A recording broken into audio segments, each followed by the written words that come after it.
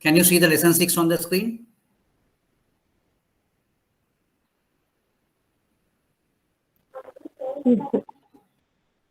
Yeah.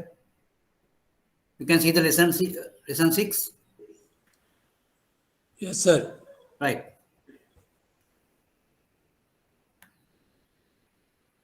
Right. I think we have been discussing about this last week also. And we just got this net asset value per share and 1 period rate of return. Then the Sharpe's index, geometric mean return. Now, in addition to this, I will just give another performance measure, but it is not mentioned in this lesson unit. But anyway, I think that is a required type of indicator. So we will discuss about that also.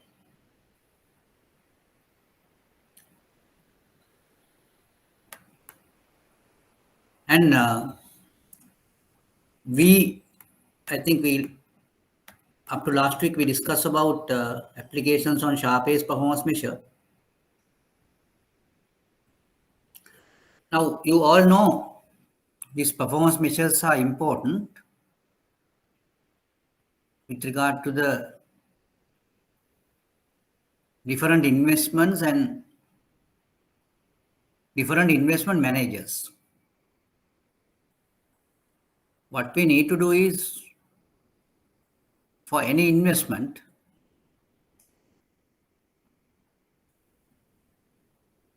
any investor's ultimate objective is to have a return. And it is not just a return, it is a return with the minimum risk. And we call it getting a risk-return trade-off.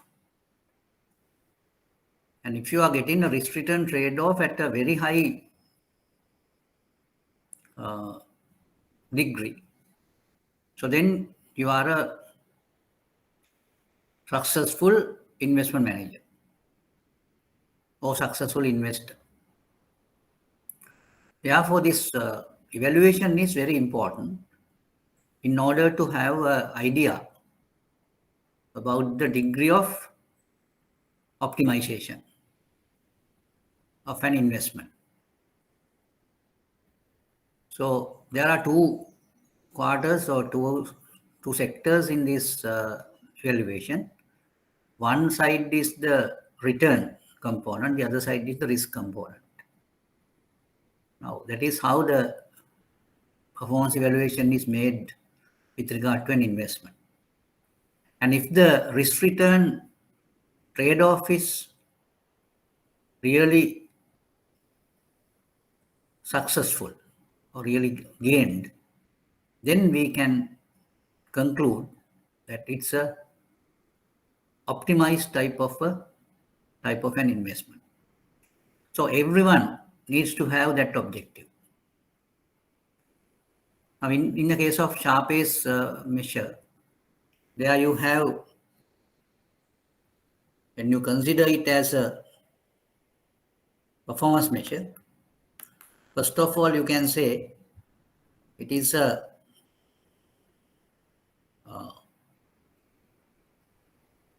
risk premium divided by total risk.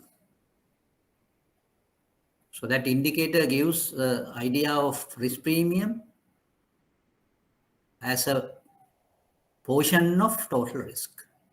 So for this indicator, if the indicator gets a higher value, it's better. Now, if you want to compare 2 or 3 organizations, so what we can do is we can see what organization has the higher or highest Sharpe's index. Higher the index, better. So if the index records a higher figure for a particular institution, that institution can be considered as achieving a high degree of risk-return trade-off. If they do not have a such high value, it's a very low value for the Sharpe's index, then they have not achieved a degree of risk-return trade-off or optimization. We call it this degree of optimization. Degree of optimization is very low for an organization who has a lower Sharpe's index. Right. Now, there you just do it using the return of the portfolio, and risk premium is the return minus the risk-free rate, and it is to be divided by sigma p, that is the total risk.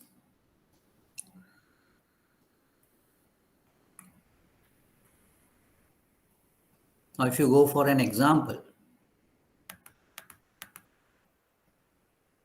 have we discussed this last time? No. The rate of return here. Now, if you take these three companies,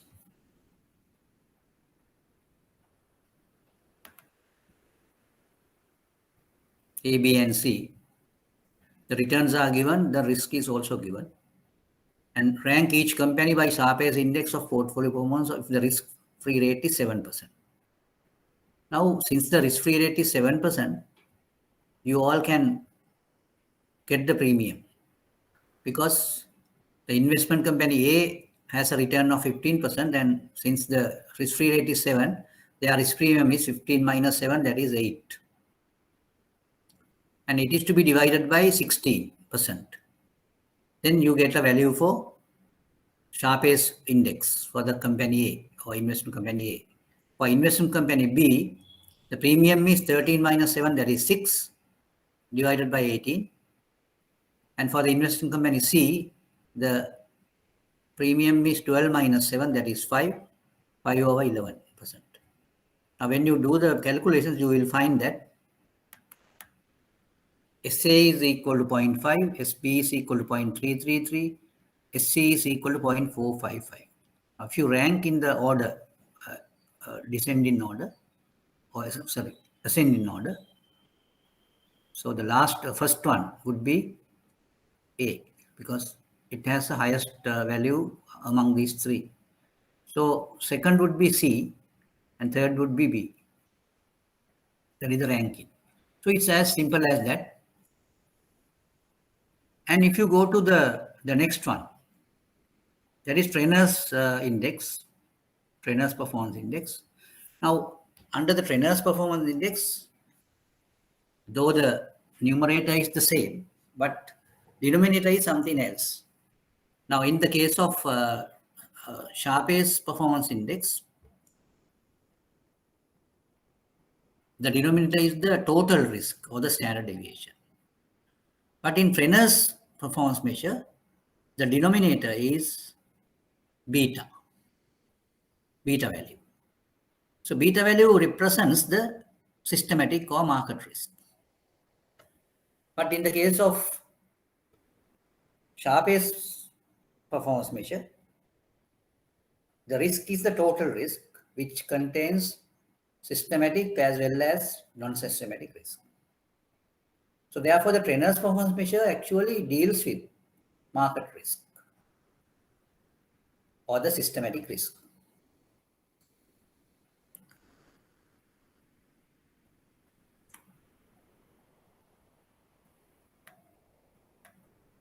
Right, you can just see the trainer's index calculation basis. The numerator is the same, that is the risk premium divided by beta. Beta is the portfolio beta. So the trainer's measure is that. Now we can see how we can compare these two.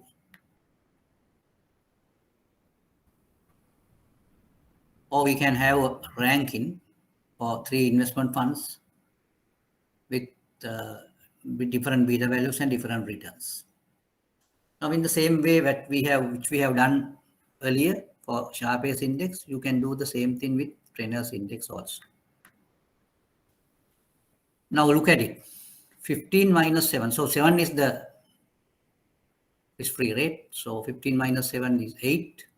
8 divided by 1.15, that would be the Trainer's measure for A. And 13 minus 7, that comes to the premium, that is 6 divided by 1.25 would give the Trainer's measure for B. 12 minus 7 divided by 0.9, that gives the Trainer's measure for C. And if you calculate that, you get 6.96 for A, 4.8 for B, and 5.55 for C. So there, the order, what is the descending order ranking? The highest ranking would be 6.96, that is A. The next ranking would be C, that is 5.55. And B is the least ranking, so third ranking, that is ACB. So anyway, we can check the earlier one.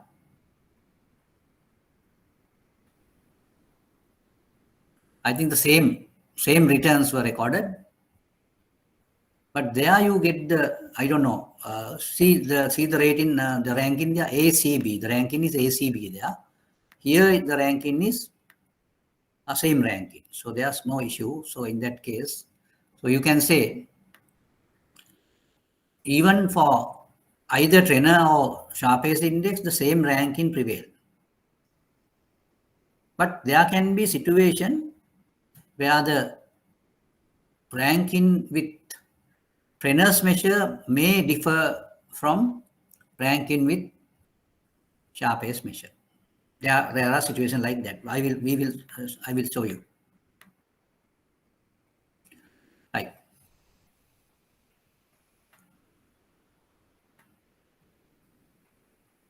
Now we can go for a particular exercise.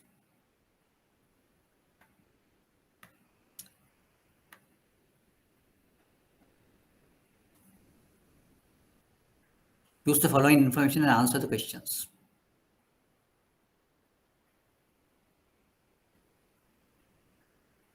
Rank the portfolios according to the Sharpe's performance measure.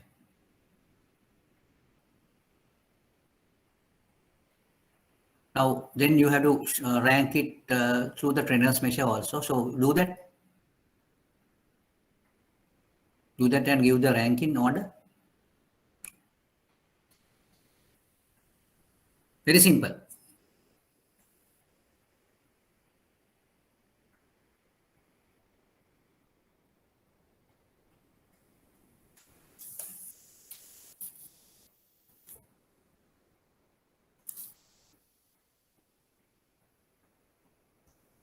Now, what you need to do is you need to just first thing is to calculate the Sharpe's performance index for each portfolio A, B, and C,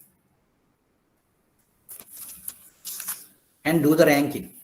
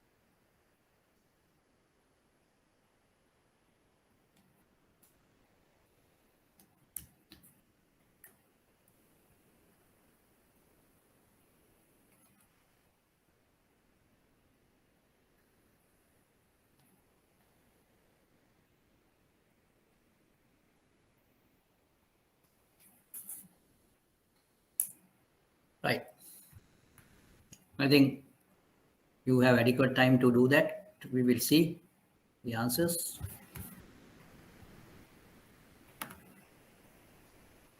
Yes, Laknath has given rank in order as per the trainers, as per the Sharpe's measure, BCA, correct? As per the trainer's measure, it is CBA, correct? Now, Rohan did the ranking according to the trainer's measure, I think. CBA comes with trainer's measure. BCA comes with Sharpe's index. I mean, yes. Rohan, have you done with yeah, CBA comes with the trainers. CBA comes with trainers. So you need to see what it is.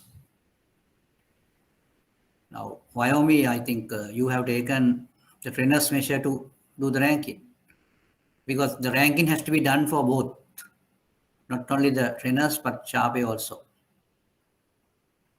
Damin has done Sharpe, I think. BCA comes that way. Yes, Gayani and all also can just do that. Very simple calculation, very simple thing. Nothing serious.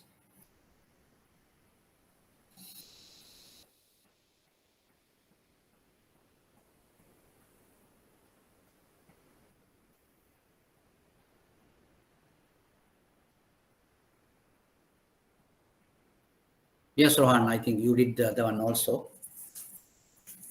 Right. Okay, right. Now we will go for the comparison also.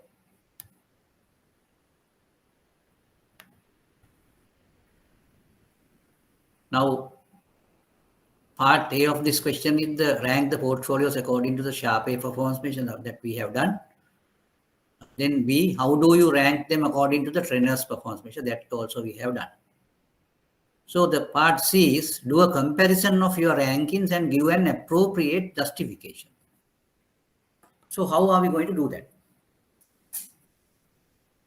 And we need to have an appropriate justification also.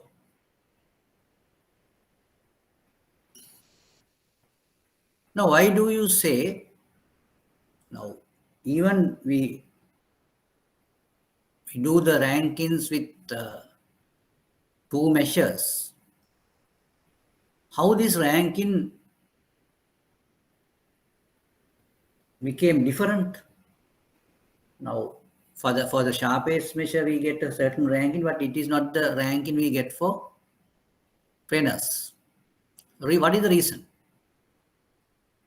What is the reason? Because performance-wise, we are looking at the same thing. We are looking at the same thing.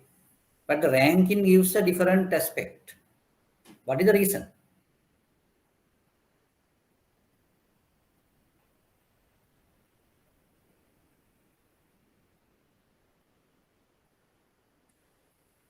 So, do you have any answers for that?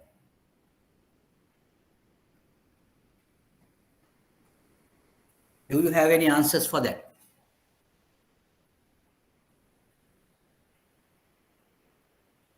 Yes. Now, Wyoming, Rohan, Damin, and Laknath all can just think about it. Why do we have two types of rankings for two performance measures?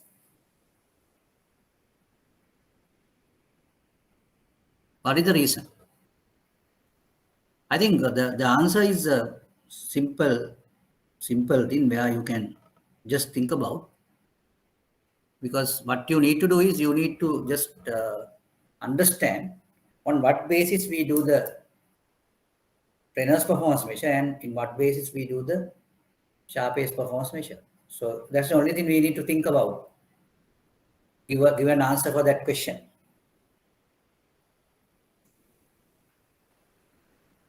Yes. What is the reason you have different rankings with different performance measures. It looks like a foolish type of question, but it is not. It is really worth giving an answer for that.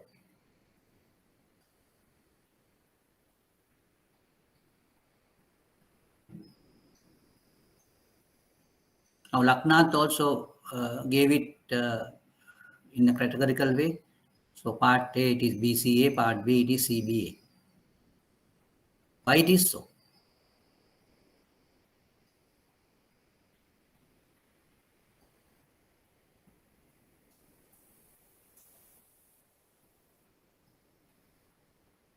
Yes, Gayani?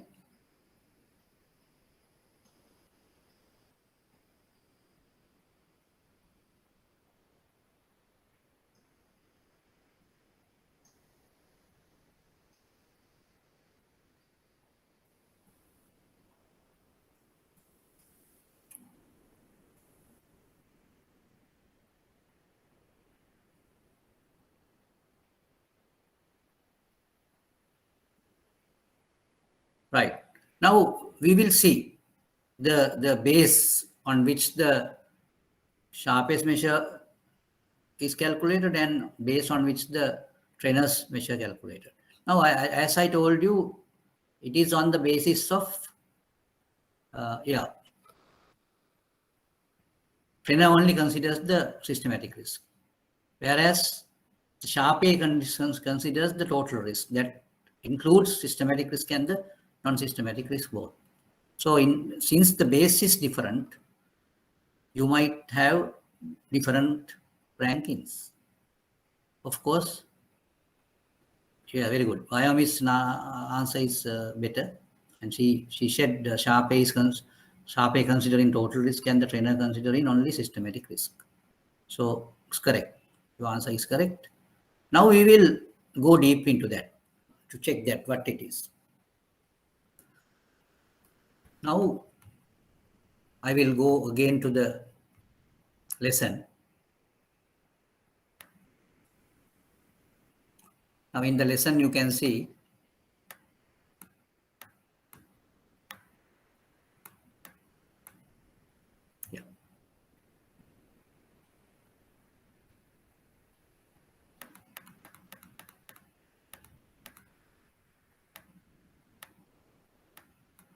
now the comparison. We need to see the comparison. The sharp A performance measure is based on the capital market line and total risk. Now, can you remember what we meant by capital market line? Capital market line is the tangent to the efficient frontier. Now, that capital market line starts from risk-free rate. So there you remember that when we prepared that capital market line, we went through two axes. One axis is the horizontal one that along that axis we represented risk, the total risk. And along the vertical axis we represented the return. So if you do that and you plot the portfolio risk and return and have a plot, the frontier is called an efficient frontier. Now you find an efficient frontier, and then if you draw a line from the risk-free rate to the capital market to the efficient frontier, the efficient frontier and the capital market line touches at a certain point, and we call it tangent. So that is what you call the capital market line. So the the sharp A's index is the gradient of the capital market line. What do you mean by gradient? Gradient is the sequential increase, the measure for the sequential increase of the capital market line or the particular return. So how do you get the gradient calculated? So you have the return minus the risk-free return divided by total risk. So that gives the gradient of that particular line. So I will show it on the board and show you how it comes as a graphical presentation. But if you go to the trainers index, in the trainer index, what is our focus? Our focus is on the capital asset pricing model. Now there you have the two axes. The horizontal axis represents beta, vertical axis represents return. So if you draw a line, I mean, if you just get the capital market line, and capital market line has another name, we call it security market line. The trainer's measure is the gradient of the security market line. Gradient of the security market line. I will just give that demonstration on the board.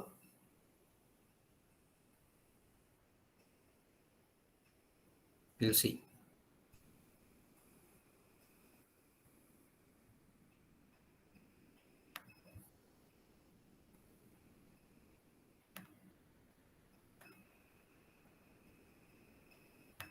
Yes.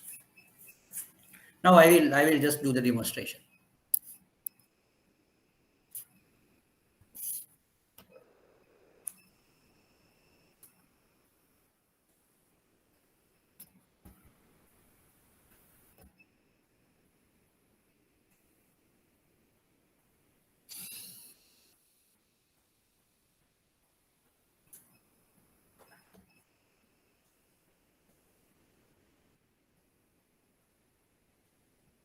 Now this is sharp S.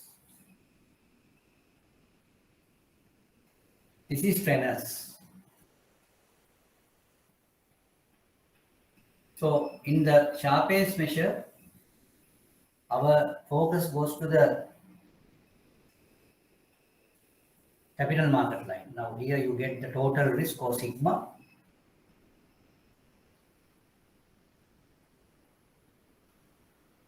And vertical line you get the return.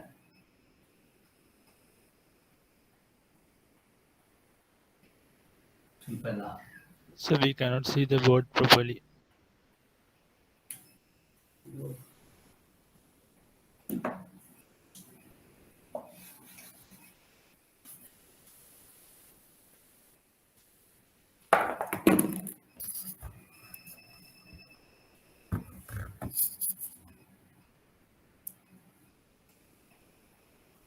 Is it better now? Is it better?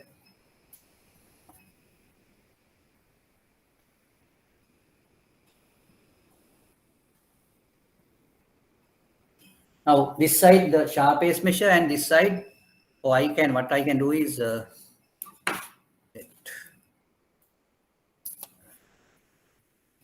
is it okay now? Is it better?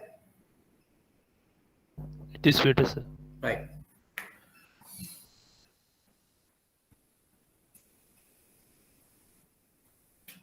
Right, I just put the lines here.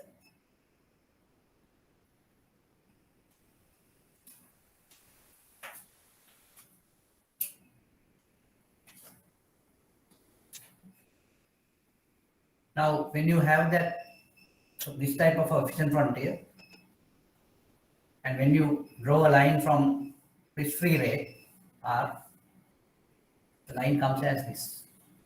And this is what you call the capital market line. Now, when you say the gradient of capital market line, you can just put it this way. Now, this is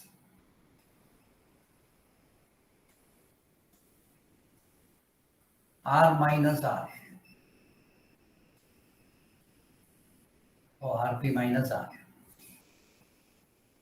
This is the risk, sigma P. So gradient of the capital market line is given by sharp S index, that is SP, RP minus R divided by sigma P. Now you can see this triangle. This is tan of this. This is the corresponding side and this is the connect inside. So this is Sharpe's. So the Sharpe's index represents the gradient of the capital market line. Now when you go to the next one, they are the two axes. The horizontal axis represents beta. Vertical axis represents R, simple R. And there you have this type of a gradient or this type of a line. And here it is R. This line is called the security market line. Security market line. And you can just see the gradient of it. Now this is RP minus R. This is beta.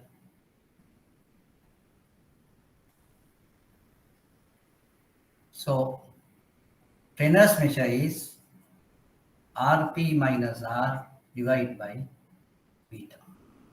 Beta P we can see. Right. Now just compare these two. Trenner's measure focus on security market line or the capital asset pricing model. Sharpe's measure focus on capital market line. So these are the two things which you need to understand when you do a comparison of these two. And if you go to the presentation again,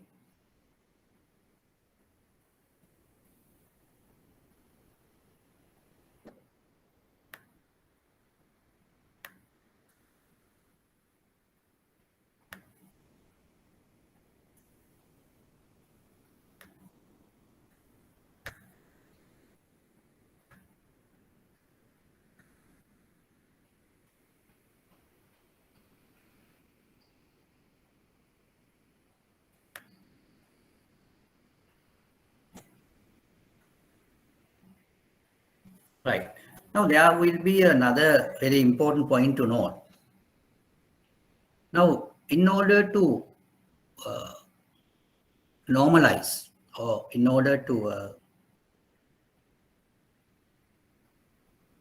yes, we can say normalize the two measures, what should be the requirement? In other words, if you expect to get similar results from both performance measures, similar results, what would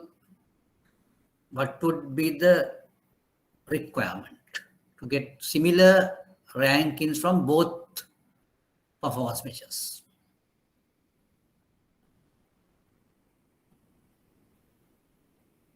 I think that is really given here, but I'm just asking you whether you have understood it.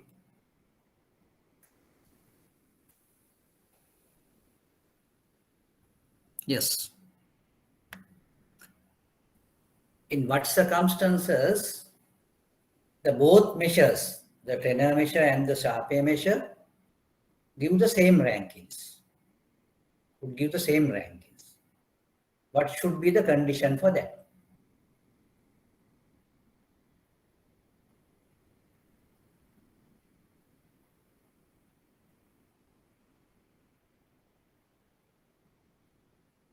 Yes. I think you need little thinking for that. You need little thinking for that.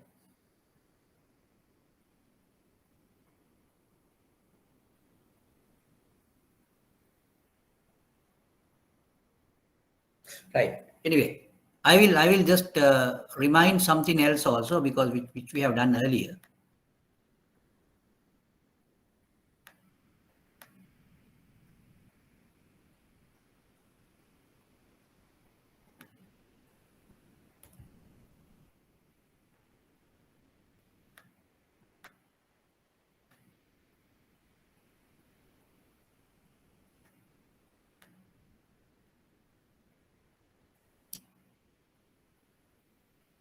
Right. Now you need to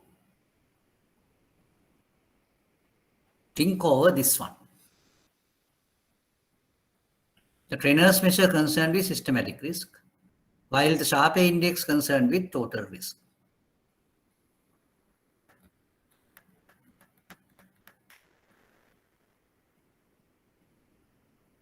Right. And there's another thing here given.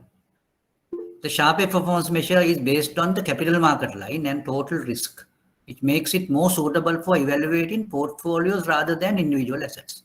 So Sharpe index is really given for portfolios, and it is more suitable for portfolio evaluations rather than individual assets.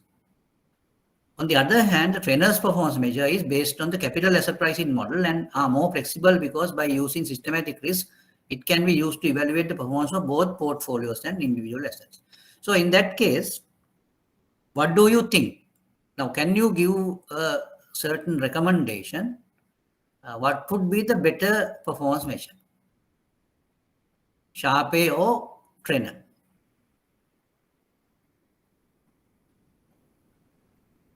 Now, these are the two questions I just want to ask you. And the first question I asked was, in order to have the same ranking with two measures, what should we do? Or what should be the condition to have that way? That is the first thing I asked. The other one is, if you take these two performance measures, what would be the better one? Can you just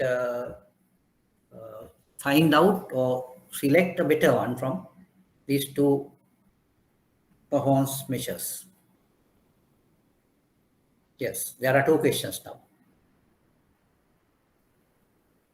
First is to have the same rankings from both performance measures. What would be the condition? What should be the condition like? That is the first question. And the second question is, if you take these two performance indicators, what would be the better indicator? There should be some justification also. Yes.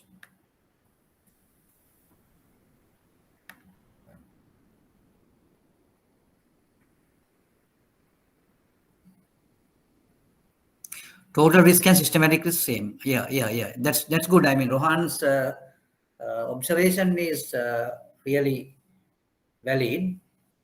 But how can you explain it? Now, in order to become similar, the total risk and the systematic risk, what should happen?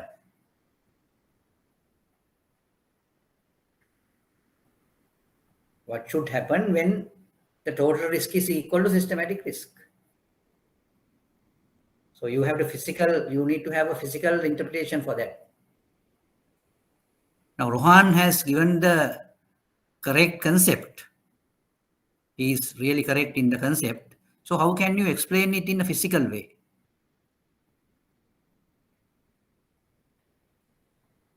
Now, total risk consists of what?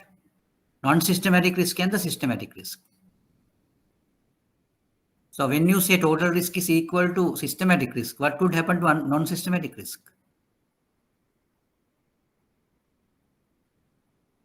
It's zero. It would be zero. What do you mean by having non-systematic risk zero? If you talk in terms of a portfolio, what is that?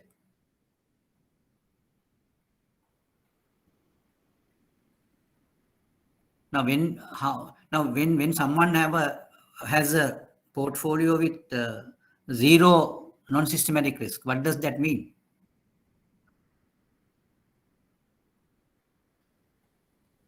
What does that mean? Zero systematic risk.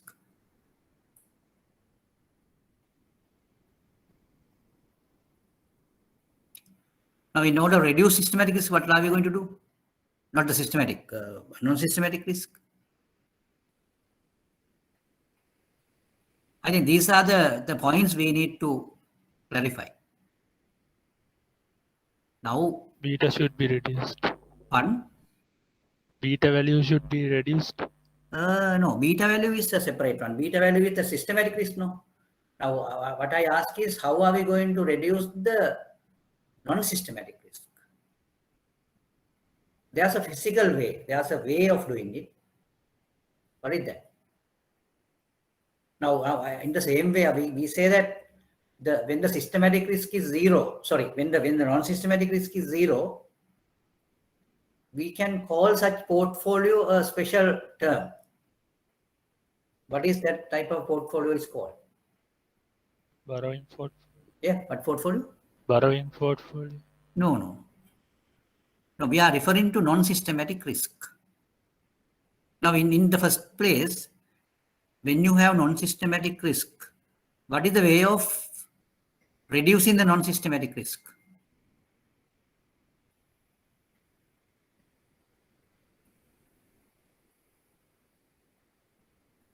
Through which mechanism? Yeah, very good. Diversified. Miniruman's answer is correct. If the portfolio is 100% diversified, that means that the portfolio doesn't have a non-systematic risk. So then the total risk is equal to systematic risk. Then the rank should be same. Ranking should be same. So then we can say, in order to get the rankings in the similar manner, the condition would be if you are dealing with 100% diversified portfolios, it will happen. Now I think you got my point. If you deal with diversified portfolios, either Trenner measure or Sharpe measure you use, you will end up with the same rankings. But there's a small differentiation here. The Sharpe index is more suitable for portfolios rather than individual assets. But Trenner's measure, either way it can be used, either for individual assets or portfolio of assets. You can use the Trenner's measure. Right. I think this particular thing is an important conceptual thing where you need to understand. And there you have that logical points, the logical things where total risk is equal to the non-systematic plus systematic risk. Systematic risk has another term called beta, or the beta value, but beta is not equal to the systematic risk. Beta is an indication of systematic risk. That is the other thing we need to understand. Now, you have to be very clear about it. Systematic risk is not represented by beta, but it is an index of beta. Beta is an index of systematic risk. That is what you need to understand. It is not similar to systematic risk, but it gives an indication or an idea about systematic risk. So it's like this. Now say, if you have two portfolios with betas, the higher beta represents higher systematic risk. That is what it means. Because these things are very important. Otherwise, what happens is people have several routine type of calculations or whatever, and they will get thorough with that, but that won't say that they know the subject. Because if you know the subject, you should be in a position to make proper and effective decisions. If you are not in a position to make proper and effective decisions, even though you can work out sums, get the answers or whatever it is, there's nothing valuable there. There's no use. So therefore, you have to be careful. You should be in a position to apply what you have learned and to take proper decisions and effective decisions. If you can do that, you can be categorized as a successful investor, successful analyst. And I think you would be an asset for an organization. Okay. Right. Now I think we have discussed very important points with regard to these two performance measures, trainers measure and the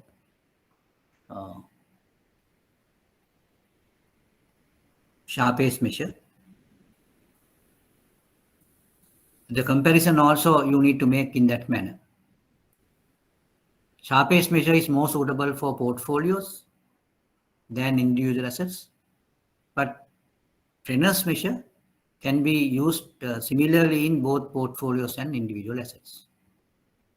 But basically, both performance measures will give different, similar results if the portfolios are 100% diversified.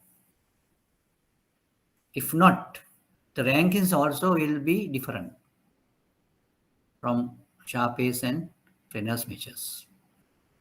So that is what we can gather now, what we can conclude now. Right. Now today I will just give you some more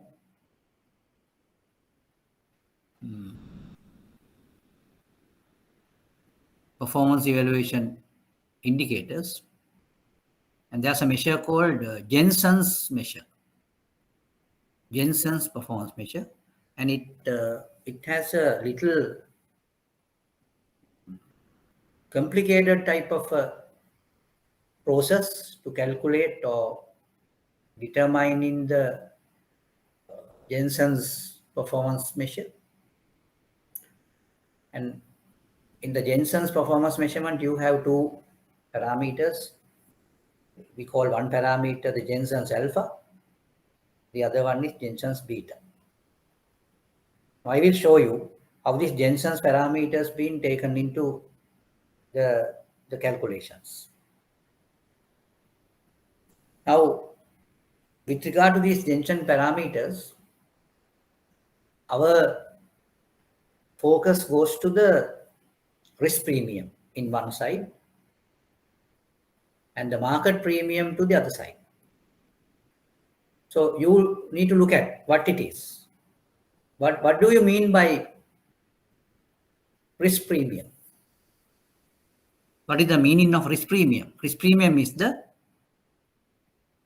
portfolio risk or asset risk minus the risk-free rate. That is what you call the risk premium. Because now, when you have a risky portfolio, the return of a risky portfolio minus the risk-free rate is called the risk premium. The risk premium is the premium received in order to compensate the risk. So that is one side. That is one parameter or one variable. The other variable would be market premium. Market premium is you need to get the market return, then you deduct the risk-free return, and that is what you call the market premium. Now in the Jensen's measure, what you do is you will have a regression analysis taking into consideration these two variables. One variable is the risk premium. If you take 100 different assets, you will have 100 different risk premiums, so 100 variables. And if you take, on the other hand, if you take the same type of assets, and if you go to the market premium, you will have 100 market premiums for that. So what you do is you just construct a regression line by taking into consideration the risk premiums and the market premiums. Now, risk premiums are taken. Now, what do you mean by now? Normally, the risk premium is the return, actually.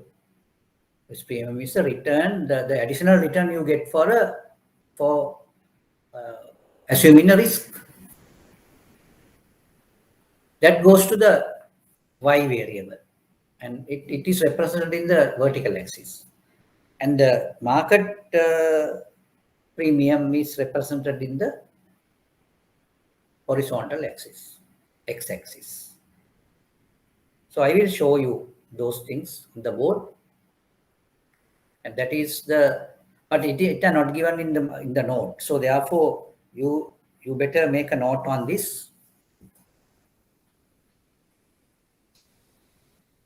I will put on the board.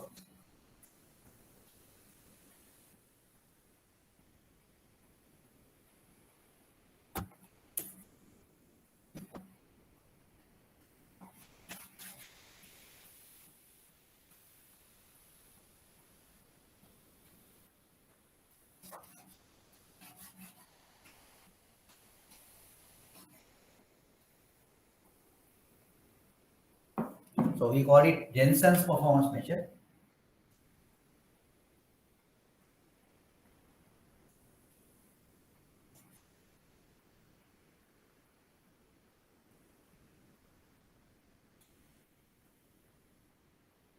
Right. You have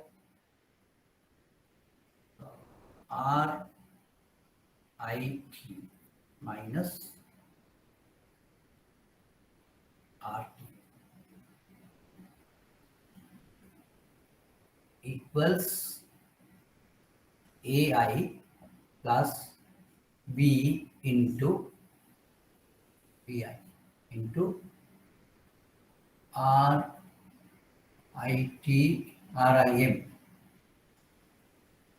RIM minus R T plus UIT. I will just explain what it is. RIT minus RT is risk premium, and it is the Y variable.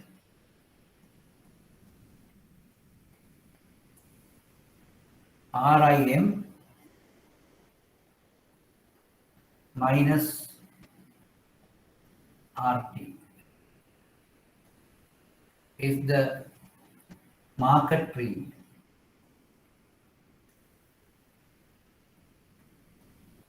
and it represents X variable. And AI is the intercept of, we call it Jensen's alpha.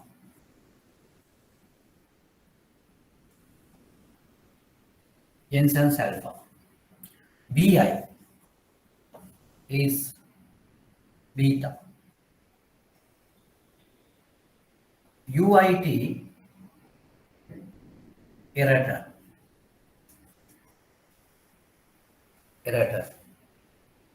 Right. Now just look at it. We are talking about the Jensen's performance measure, where you have this particular equation, and we call it a regression line. The regression line represents Y variables and X variables. Y variables are with different assets, they have different returns, and they have different risk premiums. Those risk premiums are taken into the y-axis, and on the other hand, you have market return minus risk-free rate. So you might have different market returns in different situations, different times. Then that is what you call market premium. That represents X variable, and UIT is the error. Now you can note it down. These things you have to note down. then you say, taking into consideration n number of assets, many number of assets, you can derive a regression line. You can derive a regression line. In the regression line, when you derive a regression line, you can note it down. You can note it down. I will put it on the board.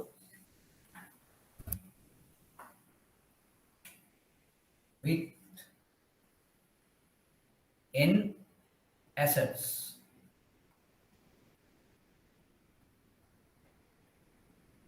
a regression line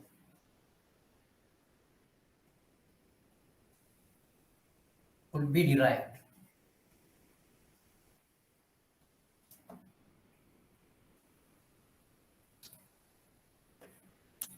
With the formation of regression line, the error term will become 0. With the formation of regression line, the error term would become 0.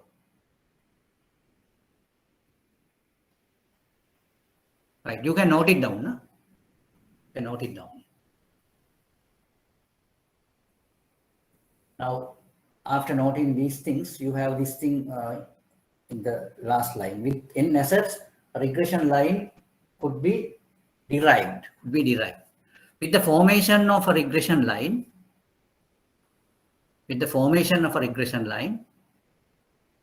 the error term would become 0. The error term would become 0.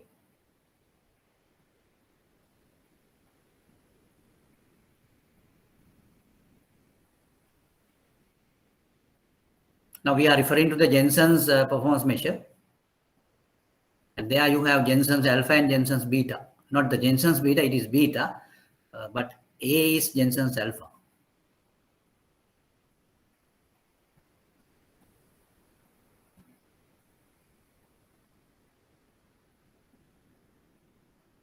Right. Now when you just construct a regression line, having collected, say, n number of variables with regard to different assets. So there you have variables in terms of risk premium and variables in terms of market premium.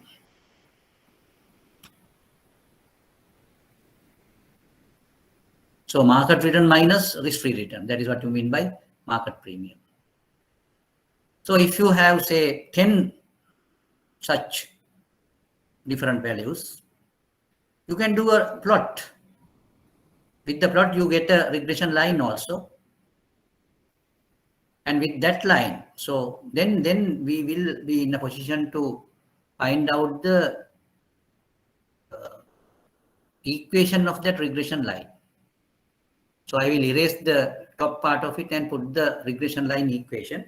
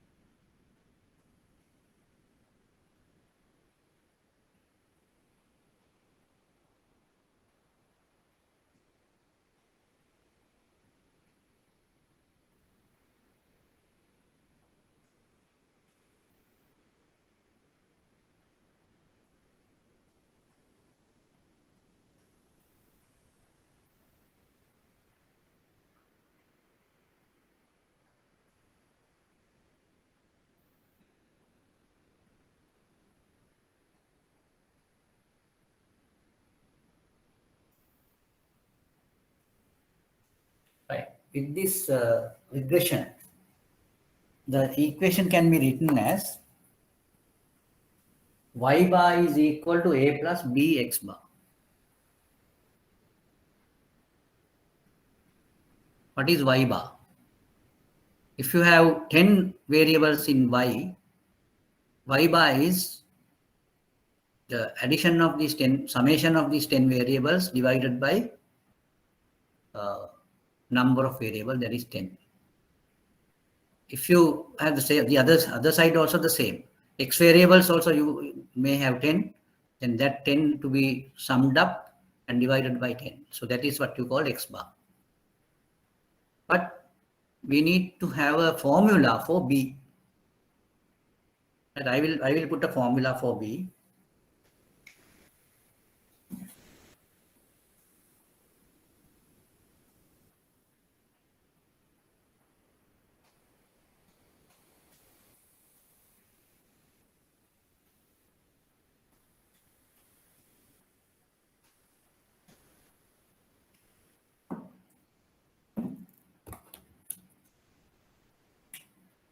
So we can say y bar is equal to sigma y I divided by n.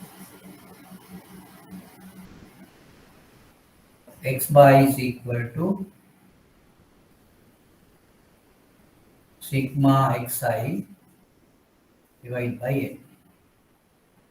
Now B, what do you mean by B? N into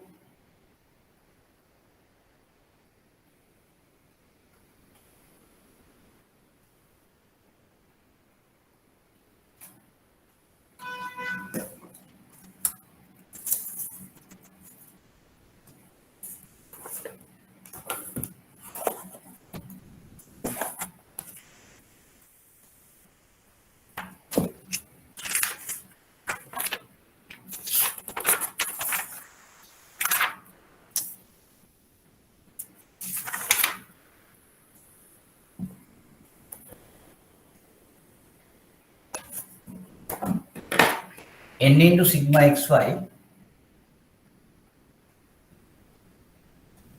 minus sigma x sigma y divided by n into sigma x square minus sigma x square.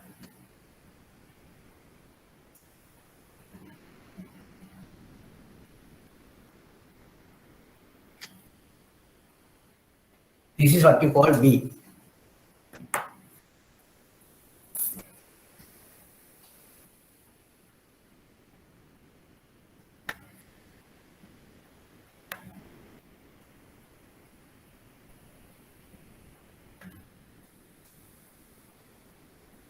Now, as I just explained, the regression line could be formulated by plotting the things, and afterwards you get the equation like this. Y bar is equal to a plus b x bar. Y bar is sigma y divided by capital N, number of variables. X bar is sigma x divided by capital N, number of variables. B, n sigma x phi minus sigma x sigma y, n sigma x squared minus sigma x overall x squared. So I think you need to take this down. Take this down.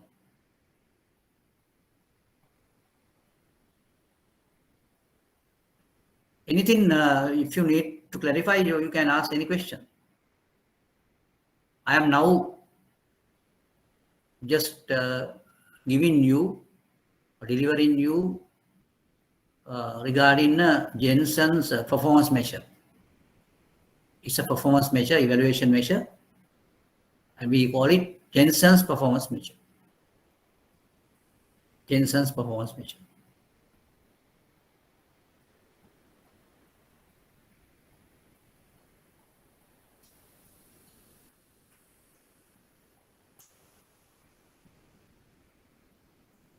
Right.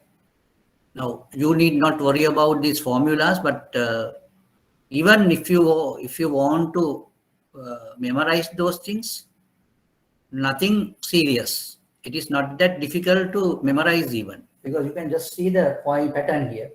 You have n and sigma xy. Then here you get sigma x, sigma y. You take the things differently. Then when you have sigma x squared here, you have sigma x and into sigma x. That is sigma x squared. So there's no big thing to be memorized, but the pattern is there. If you understood the pattern, then there won't be any issue. Right. Now you can get B, you can get Y bar and X bar also. Then from that you would be in a position to calculate A.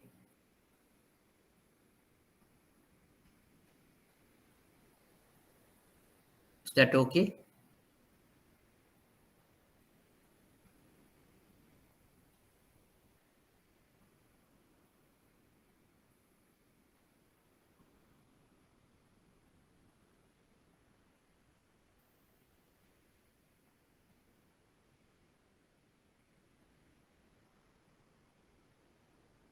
Right.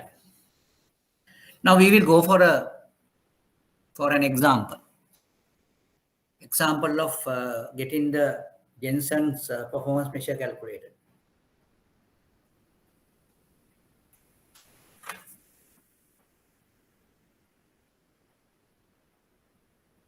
Now I will put the data on the board and make sure that you have noted down these things,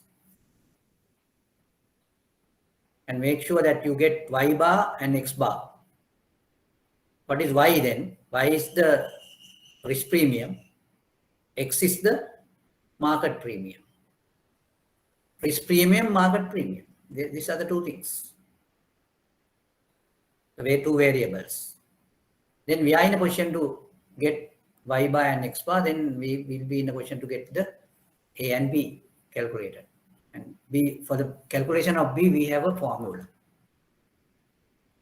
Right. Anything you need to clarify? Yes. Anything you need to clarify? I like to answer your questions now, if you have any questions here, because this is a important type of a performance measure rather than Sharpe's or trainers, because this has a different approach, because you need to have a regression also here. But in earlier times, we didn't have any regressions, but the regression comes only in Jensen's performance measure. So therefore, it's little important than the other.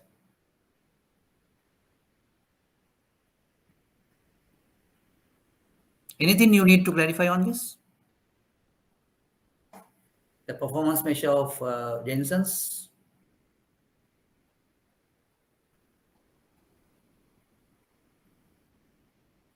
Yes. Then we can go into a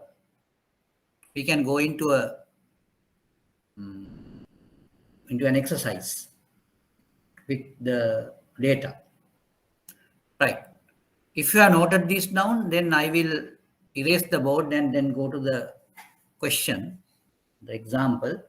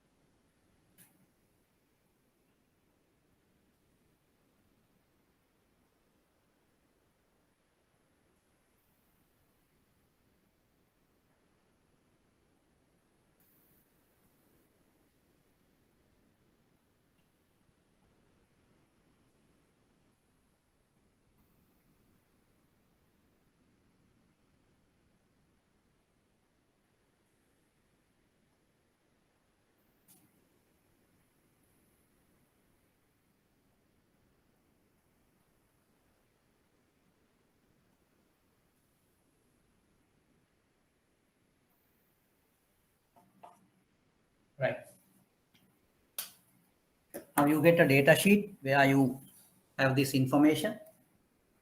Year 2016 to 2020, 5 years been taken into consideration. About a fund called Nexus Fund. The returns are given. In 2016, they have a return of 7%, 2017, minus 5%, 2018, 13%, 2019, 11%, and 2020, 15%. Now, in the same years, the T-bill returns are also given. In 2016, the 5% T-bill return was there. In 9%, 2017. In 2018, it is 7%. 2019, it is 6%, and 2020, it is 8%. Those are the T-bill returns in different years. And S&P 500 returns means it's a market return. Now, S&P 500 is a different market index. Standard & Poor's index for 500 companies. So that is what you call S&P 500. In Sri Lanka also we have a S&P index. We call it S&P 20. Now in that particular index there are 20 companies. So here in the same manner you have this S&P 500 returns. It is 5 in the 2016. It is minus 4 in the 2017. It is 10 in the 2018. It is 9 in the 2019 and it is 12 in the 2020. Now our requirement is to have some calculations. Now, first of all, we have to get the X variable and Y variable formed. So in other words, from the data, we need to get X variable. We have to get the X variable. We have to identify the X variable. How many variables we should get? 5 variables. Altogether, there are 5 data points. So then you will have 5 variables in X and 5 variables in Y. So that we have to write down.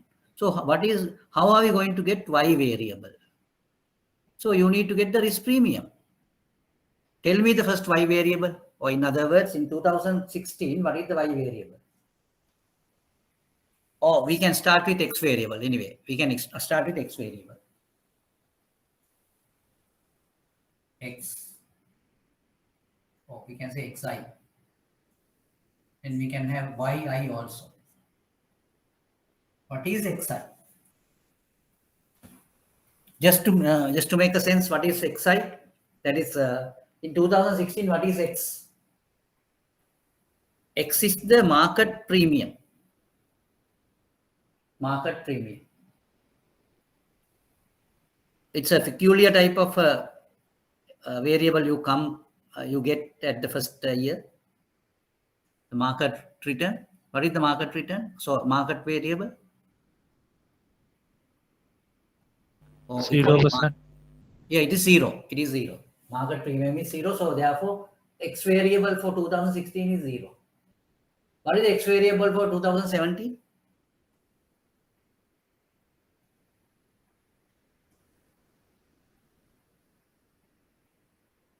Yes. What is the X variable for 2017? Minus 13. Yes, very good. Minus 13 because you need to have minus 4, minus 9. Minus 4, minus 9. So that is minus 13. Right. Then the 2018, what is the X variable?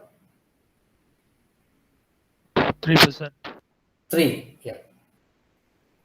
What is the X variable for 2019? 3. That is also 3. And you get 2024. 12 minus 8 is 4. Right.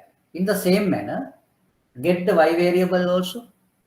For the year 2016, what is the Y variable? Y variable is the market return. Market premium we call it. Sorry. Sorry, Y variable is the risk premium, not the market premium, risk premium. Risk premium is the return minus risk-free return. So what is the value here in 2016?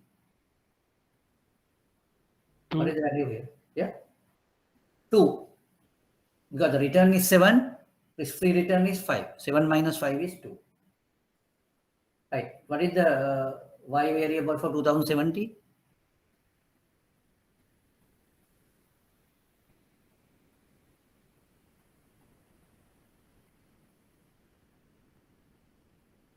Yes. Just tell me the answer. Minus 14. Minus 14, yes. If you go to the 2018, what is the answer for that?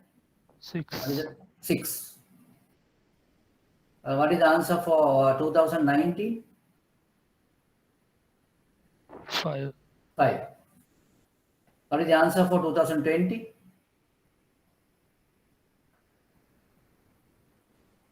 7. 7. Okay. Now we have found xi or x variable and the y variable. Now with that we are in a position to get sigma xi and sigma yi. Then we need to get xi yi also. Then you need to have xi squared also. Because in order to get the d or beta value calculated, we need to have these things also. Now what is n here? What is the value of n here? Yeah, what is the value of n here? 5. 5. N value is 5. Okay. Now in addition to the x and y variables, we need to have xy and x squared also. What do you mean by xy? You have to get the multiplication. 0 to 2 is 0. Minus 30 to minus 40. What is the value? 13 into 40. That comes to 182. 182. Because since the both are minus, you get a positive value here, 182. And 10 into 3 is 30. Sorry, 3 into 6 is 18. 3 into 5 is 15. 4 into 7 is 28. Now that column is okay. Then again we have to go for the xi squared column. That is 0 squared is 0. Minus 13 squared is 169. 3 squared is 9. Again 9. 4 squared is 60. Now I think having completing these columns are not a matter. I mean it's really very clear. It's very straightforward. You need to have x variable, y variable, xi yi variable or sigma xy, and then x squared variable. Why do you say I? I is number. x1, x2, x3 up to x5 is there. That is why we put it that way. Okay. Now we need to get the sigmas of all these things.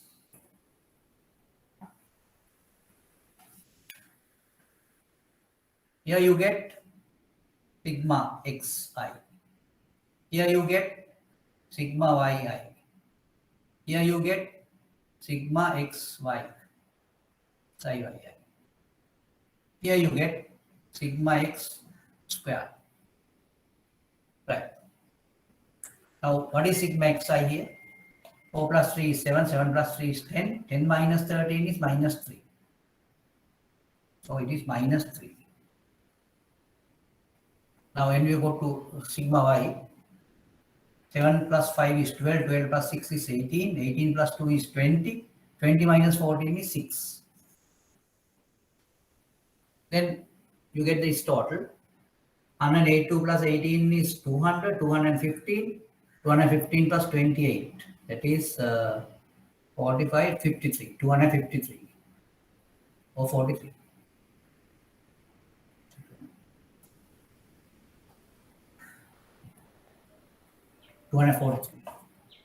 Sigma xi is 243. Sigma x squared is 9 plus 9 is 18, 18 plus 16 is 34, 34 plus 169. That is 203. 203. And what is x bar? In this case, x bar is equal to minus 3 divided by 5. Y bar is equal to 6 divided by 5. Now we know the numbers now. We know the numbers now. Just look at it. Just look at it. Nothing serious here. You all have the values. With our worksheet, we have been able to get x bar calculated. X bar is sigma xi divided by n. Sigma xi is minus 3 divided by 5. What is y bar? Sigma y divided by n. Sigma y is 6, 6 divided by 5. That is y bar. Then you need to get sigma xy, sigma xy. Sigma xy comes to 243. That we have added up and see. Then you have sigma x squared, that is 203. Now we have found x bar, y bar. But what else we need to find? We need to find A and B. But getting B would be possible because we know the formula for B. Since we know the formula for B, we can just apply that formula. So I will do that. Can you do the formulation, or can you get the value for B by applying these things in the formula? So I will put the formula here. B is equal to n into sigma xy minus sigma x sigma y divided by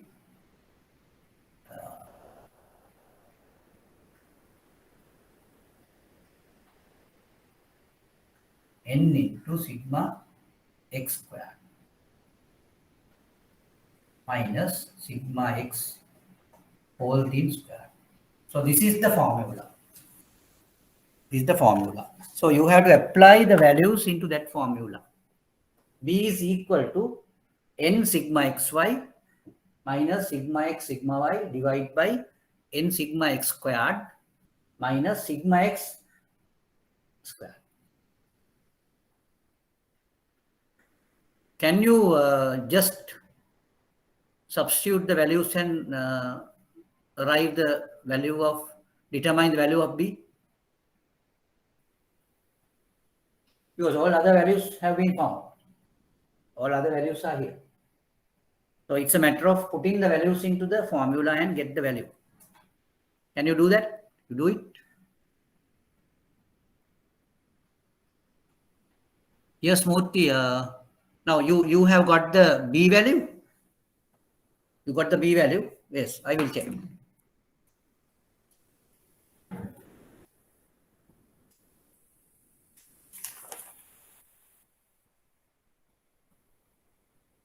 .228. There's a small mistake, I think.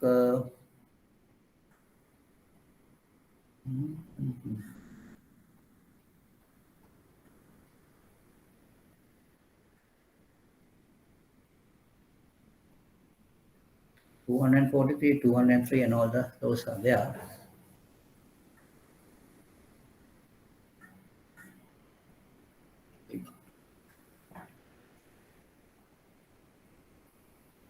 Yes. There's a small thing, but anyway, Murthy, I think you have done it correctly. Lakshika and all, can you just do the evaluation and see what it is? Any other answers for B?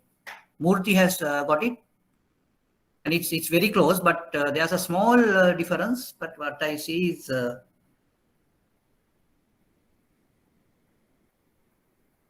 2256. Damin Fernando is closer.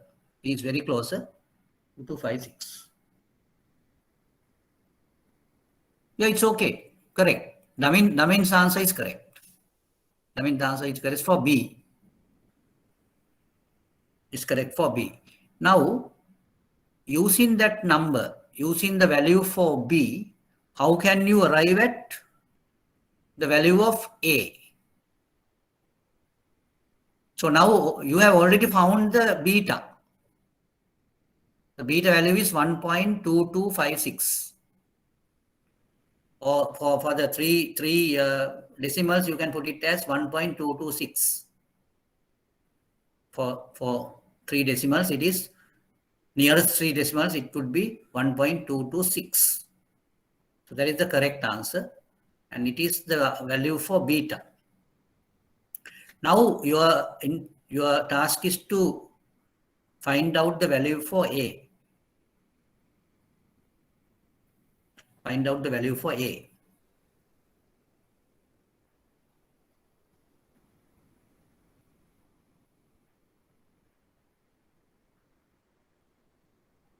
And it's a matter of putting it to the equation, regression equation, that is y bar is equal to A plus B x bar. There you know y bar, there you know x bar, there you know B. Then you need to find only A. Just do it and see what is A. Murthy can do that. Damin also can try that.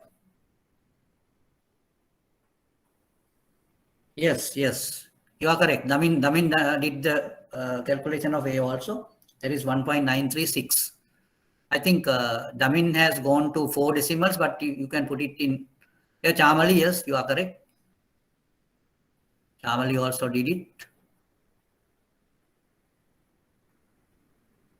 I like to see your names in this message queue with the answers. I think people are now becoming more active. Very happy. I'm very happy for that. Okay.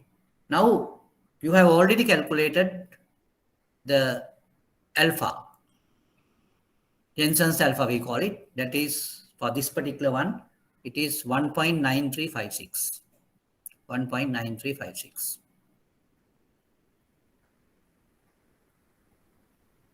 And beta is, so rather than putting it as 1.9356, we put it as 1.936, right? To the nearest 3 decimals. Now the beta is 1.226. That is also for the nearest 3 decimals. So we have already found now the alpha and beta for this nexus fund. Right.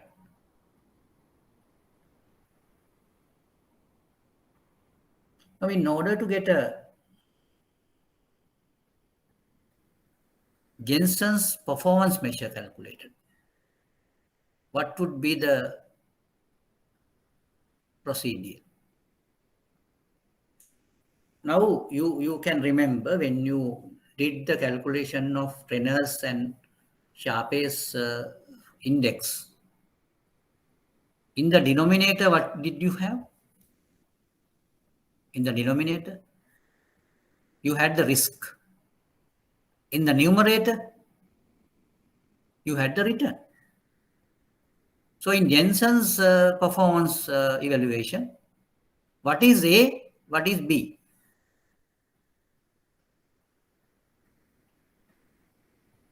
What is represented in A, or in other words, the alpha? What is represented in alpha? What is represented in beta? In the Jensen's performance measure calculation. Just let me know. Chamali, Damin, all of you can answer this question.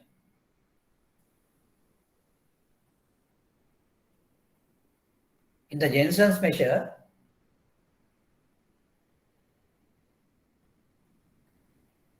in which either A or B, or say alpha, what is the representation in alpha?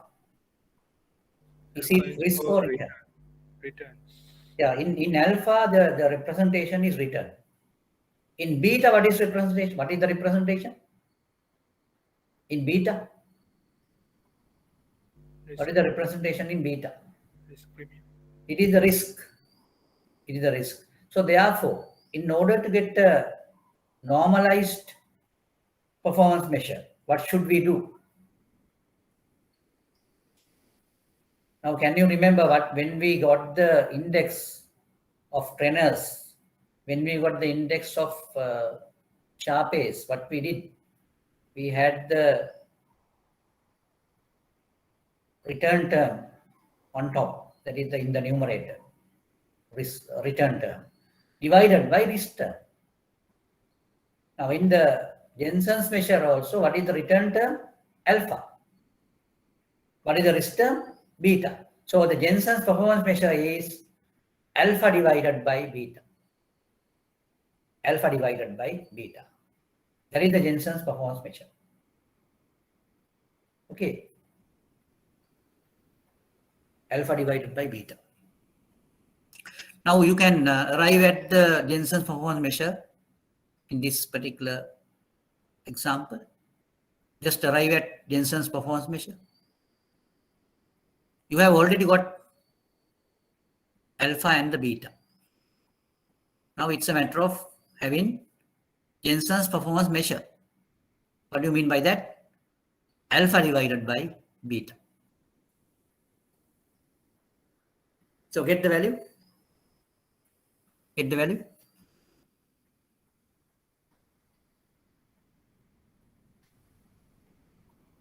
Alpha divided by beta.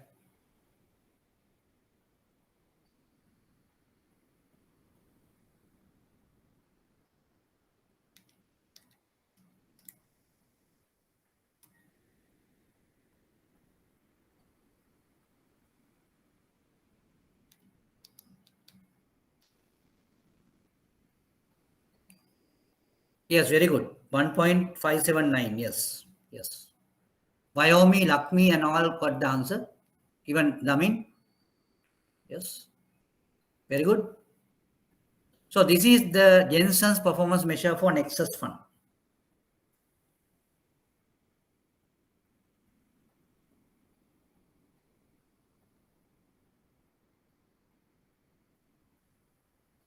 And I want to just give you some different analysis on these things.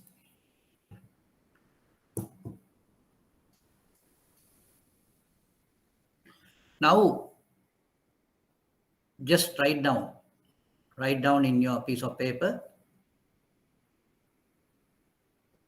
In this analysis, if you get a positive value for alpha, positive value, right? For alpha, that means it outperformed the market. The particular investment outperformed the market. What do you mean by that? It is better than the market. So it is more than average or more than the market. Say the market return is so much, the return of Nexus Fund is higher than the market return. That is what it means. That is what you mean by outperform the market. So you can write down as a note, if the alpha records a positive figure, if the alpha records a positive figure, comma, it shows that the fund outperformed the market. Outperform the market.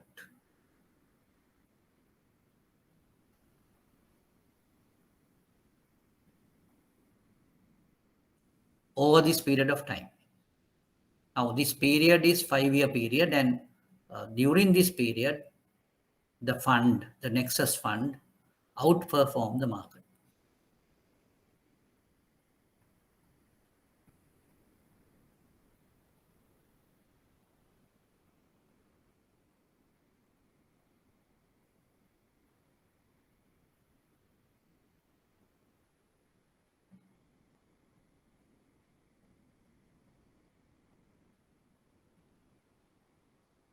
So when you say outperformed, it is better than the market, and there's another analysis we can make.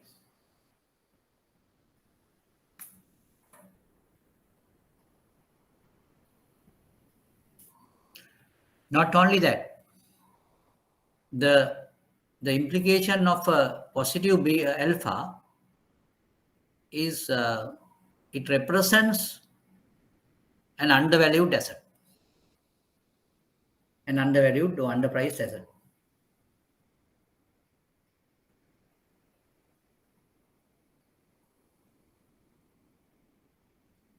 Right, you can make this note also. In addition, so we can say when the alpha is positive,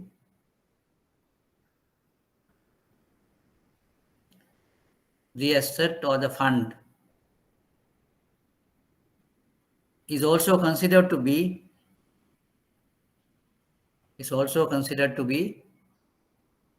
underpriced.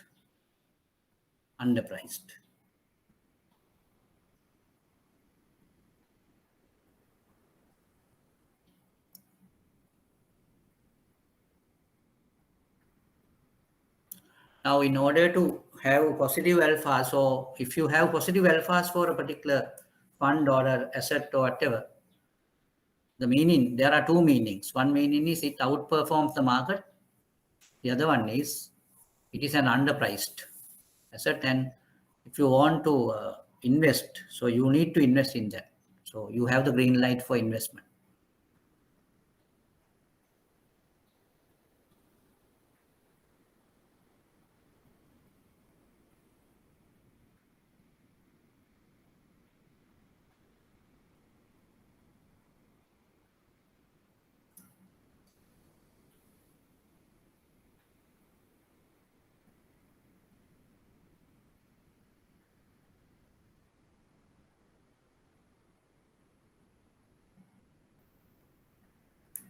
Right. Anything else you need to clarify here?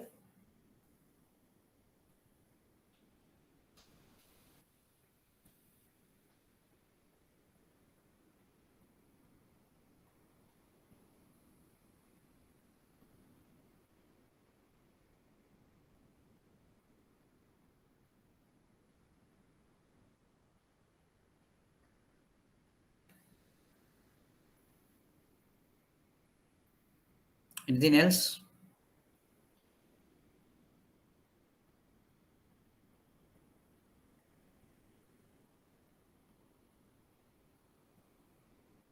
Yes. We can go for another example.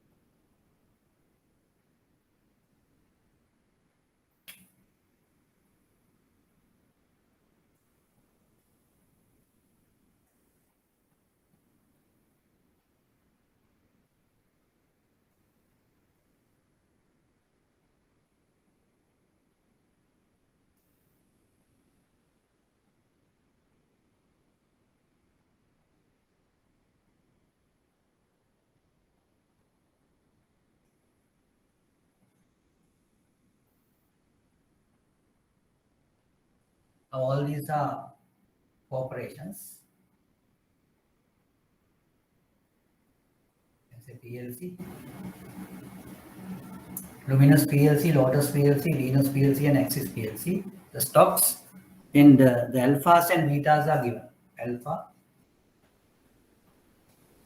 beta.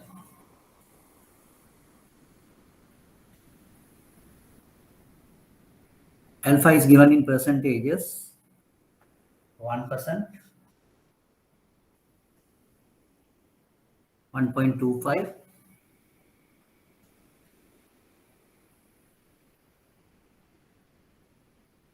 1.07, 1.15.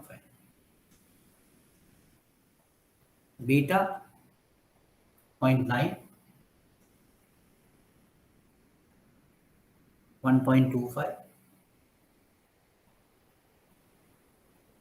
1.15, 0.85. Right. Now this is the data with regard to 4 stocks given on the board. Luminous PLC, the alpha is 1% and beta is 9.9. Lotus PLC, alpha is 1.25% and beta is 1.25. Venus PLC, alpha is 1.07, beta is 1.15. Axis PLC, alpha is 1.15 and beta is 0.85. Now what we need to do is rank the 4 stocks using the Jensen performance measure. Rank the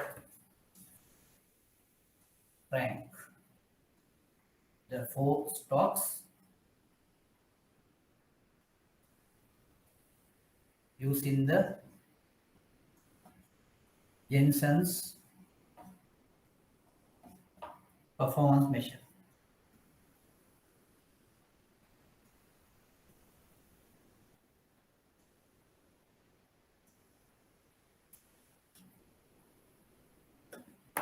Yes.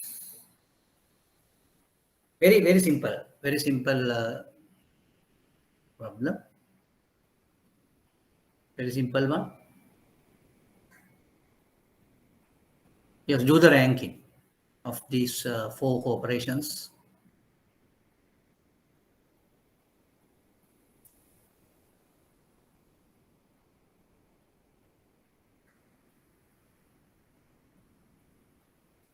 Yes, this is a simple thing. And you need to calculate the Johnson's performance measure value. And as per the value, you can rank.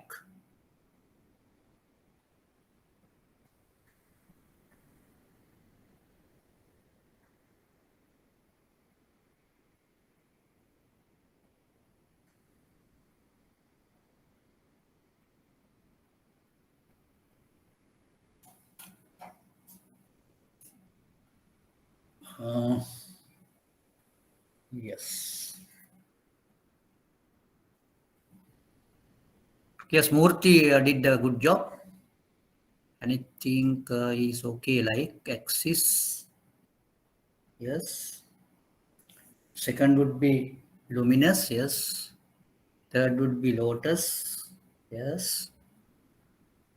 The last would be Venus. Yes. Yes. Right. Murthy got the correct answer. Yes. Others also try. Others also try.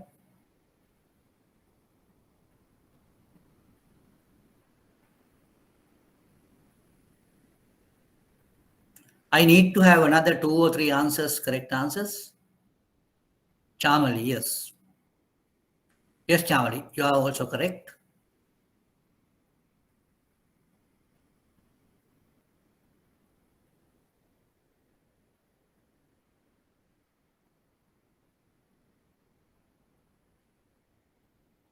In this particular example, it's very straightforward and it's very easy because you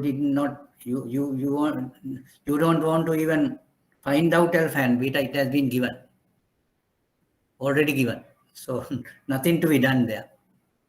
But in most of the examples or most of the questions or whatever, there would be a process for arriving at alphas and betas, especially for Jensen's thing, because we need to do a regression.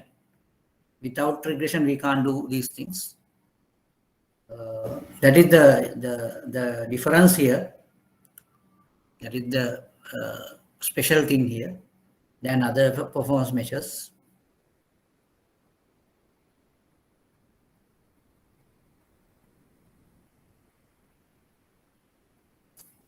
Yes, Wyoming, axis, luminous, lotus. Yes, Wyoming is also correct.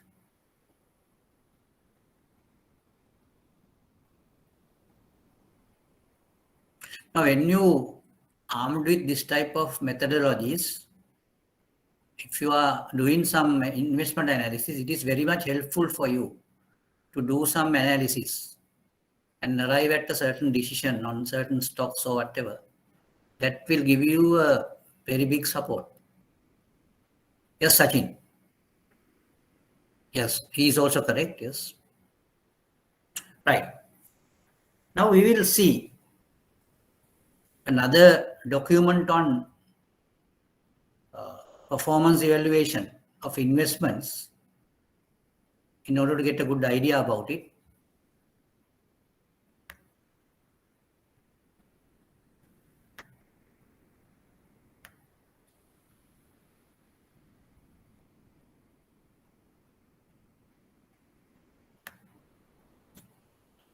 Right.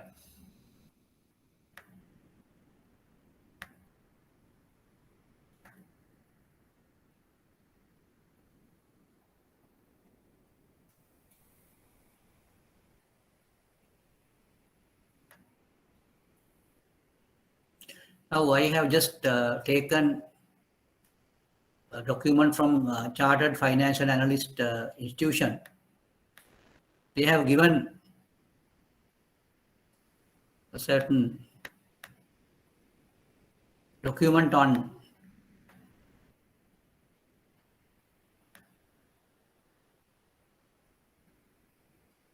overview of performance evaluation. This just to show you the importance of this. Right. Now, if you go into this, why we do performance analysis? So the first thing, what were the consequences of investment decisions? So in order to get an idea about it, we need to do this evaluation. So if you go to the next reason, that is our portfolios being managed within their mandates and to investors' expectations. Whether these portfolios are managed well, that is what they like to check. Or according to the mandates or the given powers. Then what progress has been made toward achieving clients' investment goals. Because the clients need some type of return goals and return objectives, some risk objectives and all sort of things would be there. How skillful is the portfolio manager? So those things are the questions towards performance evaluation.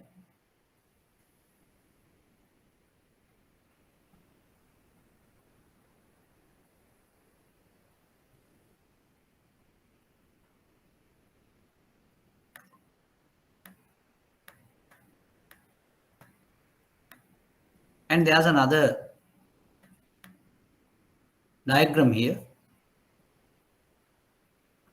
The specification and quantification of investor objectives, constraints, and preferences. So this is in one side. The other side, you have relevant economic, social, political, and sector considerations.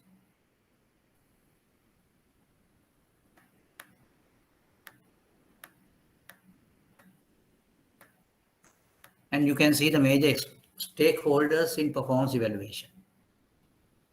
Now, these stakeholders being divided into two groups. One group is taken as external stakeholders. The other group is taken as internal stakeholders. Now, we will see who are the internal stakeholders. Now, risk department is one stakeholder internally. Then portfolio manager will also be another stakeholder. Operations department is another stakeholder. Senior management, the sales, marketing, and product development departments. The compliance department, they will become internal stakeholders. Who would be the external? The investment consultants can be, asset owners can be external stakeholders, regulators also will become external stakeholders.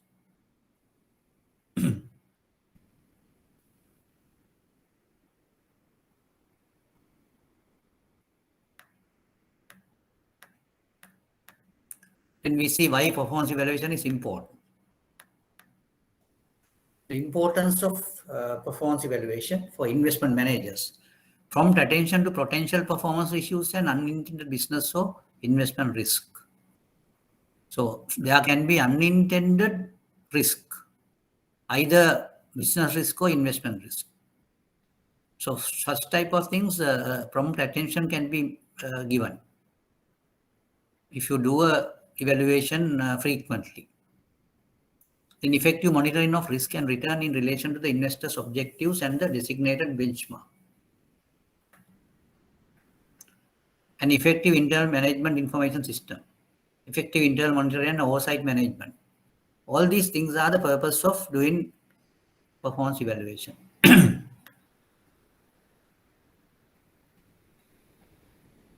For managers and asset owners, these things, clear understanding of the different activities and decisions within the investment management process, as well as their performance contributions. Reduction in non-fact-based discussions by using more objective and less subjective investment performance information during the performance assessment process. Now, this is a very important point because people tend to say several things by their gut feelings without base their comments on quantitative type of things and objective type of things. They just say something. So that would not really enhance the decision-making power or managerial power of someone. So in order to have a objective type of analysis, so you need to do performance evaluation, a proper performance evaluation.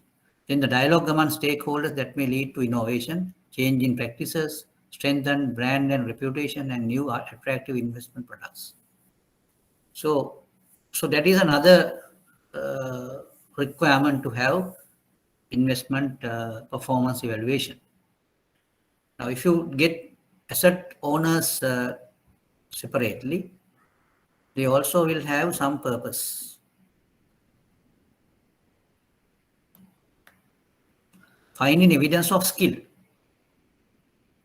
The intended user and the expected use of the performance information are taken into account in deciding what types of performance evaluation analysis to conduct.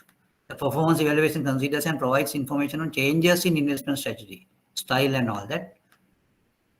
That is an accurate, unbiased representation of the investments made, results achieved, risks taken, and all that. It is relevant and appropriate for the presented asset classes. Takes into account both risk and return. Information on past or expected type of things. So there are several things in the performance evaluation. Then there are component activities. Right. But I think these things are not that necessary, but I just want to show you the importance given to the performance evaluation process. And now you have gained knowledge on several performance evaluation indexes or indices, starting with one period rate of return, net asset value per share, geometric mean return, Sharpe's index, Trenner's index, Jensen's alpha, beta, and all that. Right. With that, we can have a break now, and we will start by 3:45 again.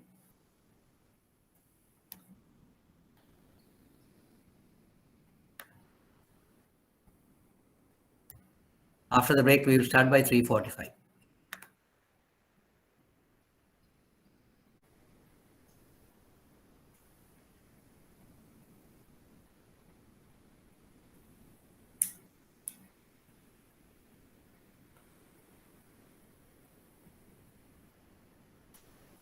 Right. I will just give you true false questions to answer for this.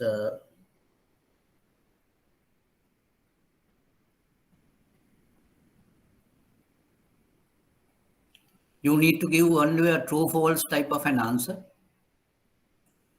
Right. So just make sure that you give that answer.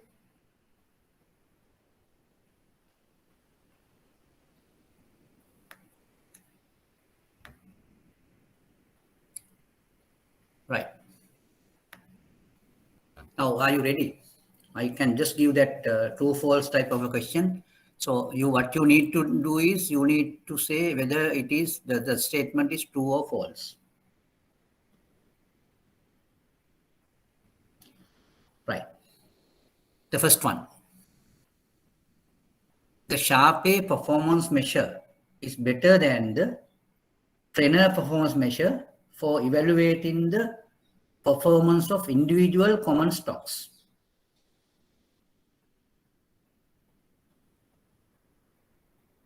The Sharpe performance measure is better than the trainer performance measure for evaluating the performance of individual common stocks. So, is the question clear? Now, this is a statement. Now, you need to say whether it is true or false. The Sharpe performance measure is better than the trainer performance measure for evaluating the performance of individual common stocks. True. Individual common stocks. It's true. Yes, you say true. Any other answers? Any other answers?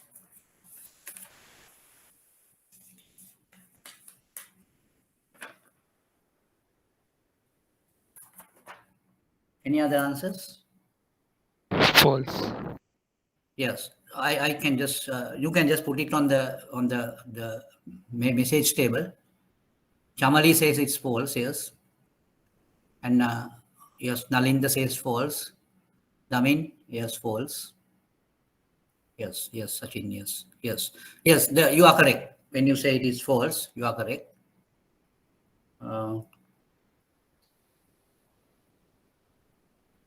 Now, just look at the explanation given with regard to the Sharpe performance measure. It says the Sharpe performance measure is only suitable to measure portfolio things. That's what it gives in the explanation. So therefore, this particular thing may not be correct. That is why we call it false. Right. The next one. Next one is more easy than that. The internal rate of return. Now these are next question, right? The internal rate of return is another name for the geometric mean rate of return. The internal rate of return is another name for the geometric mean rate of return. Is it true or false? The geometric mean rate of return for an asset will, the internal rate of return is another name for the geometric mean rate of return.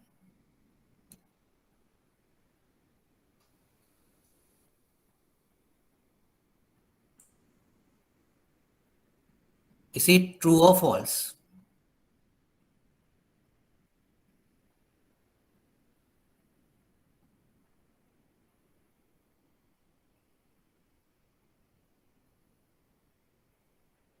Shall I repeat the question? Now, this is a statement. You need to say whether it is true or false. The internal rate of return is another name for the geometric mean rate of return.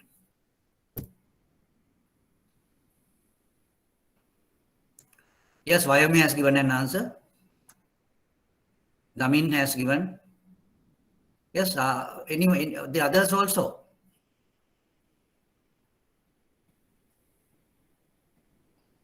Yes. You all are correct. Right, false. It is false.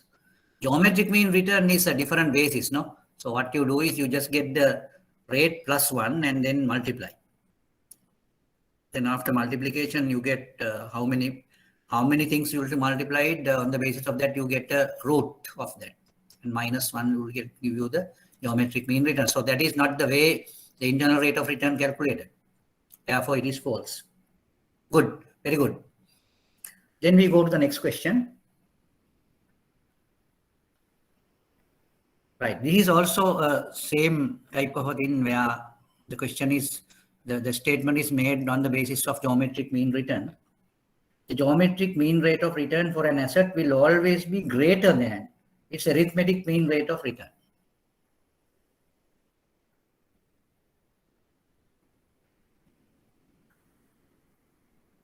I will repeat.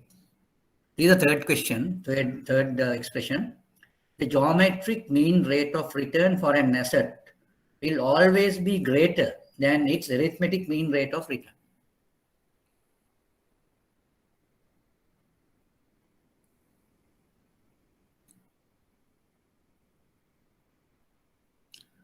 Yes, Chamali has given an answer, yes. Rohan given an answer. Udeshan, yes. All have given correct answers, yes. It is false. It is false. Because I think you can remember that in one place we just talked about it, and arithmetic mean return always be greater than the geometric mean return. So that's a type of a principle.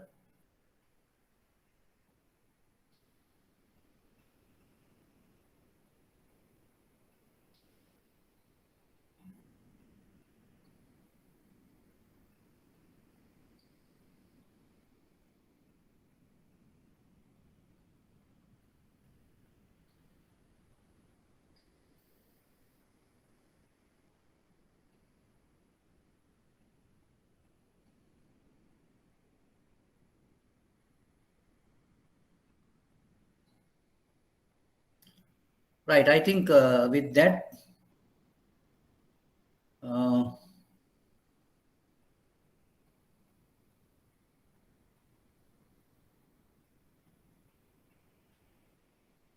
right, then there's another question.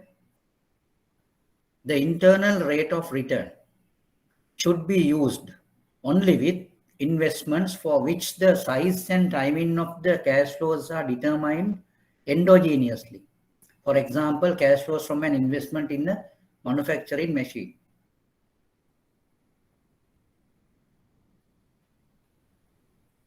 I will repeat the question.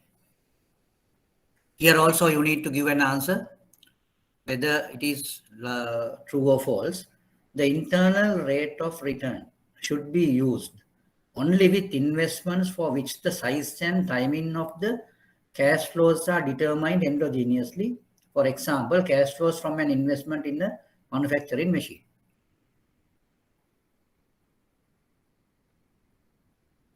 Is it true or false?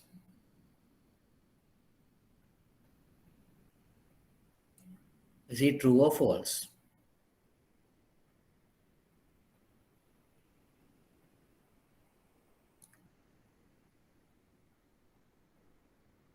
Is it true or false?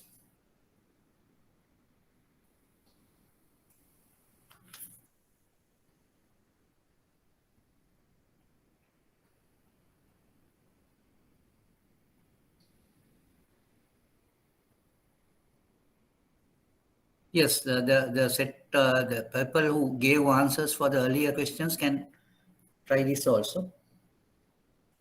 The internal rate of return should be used only with investments for which the size and timing of the cash flows are determined. So that is the one.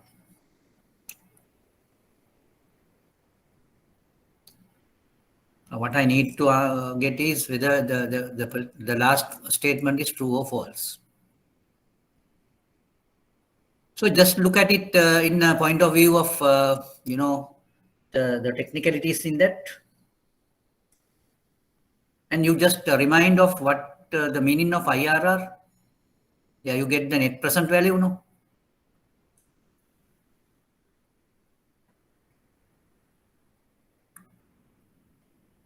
Yes. Because this type of questions will help you to develop a certain conceptual ideas that would be helpful in your decision making process.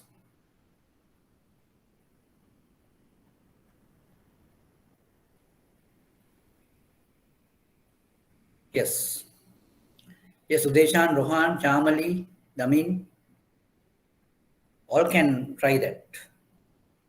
It is not difficult as you think. I think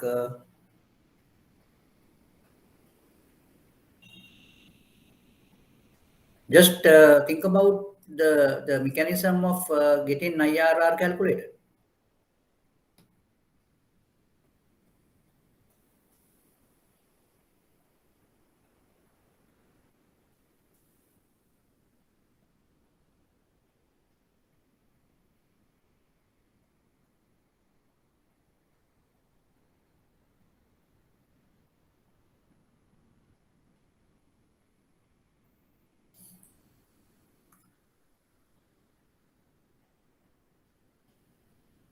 Yes. Yes, Chamali, I think you got the correct answer. Anyone else? Yes, Damin, yes, good.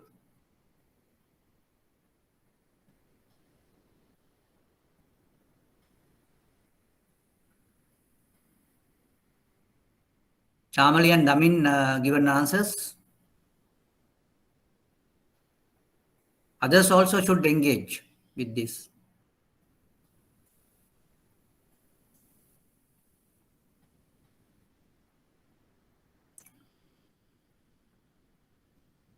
Now Rohan should be there. Rohan, Mohan.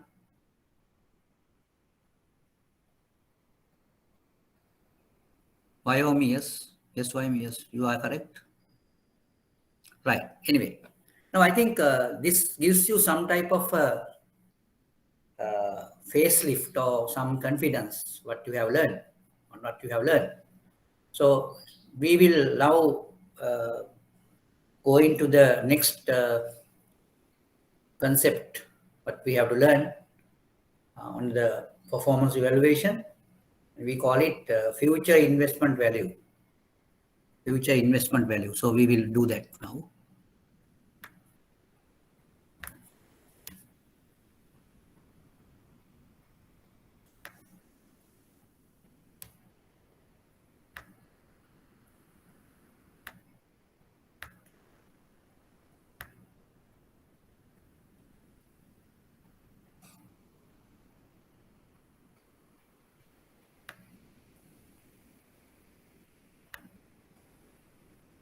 Right. Now you can see the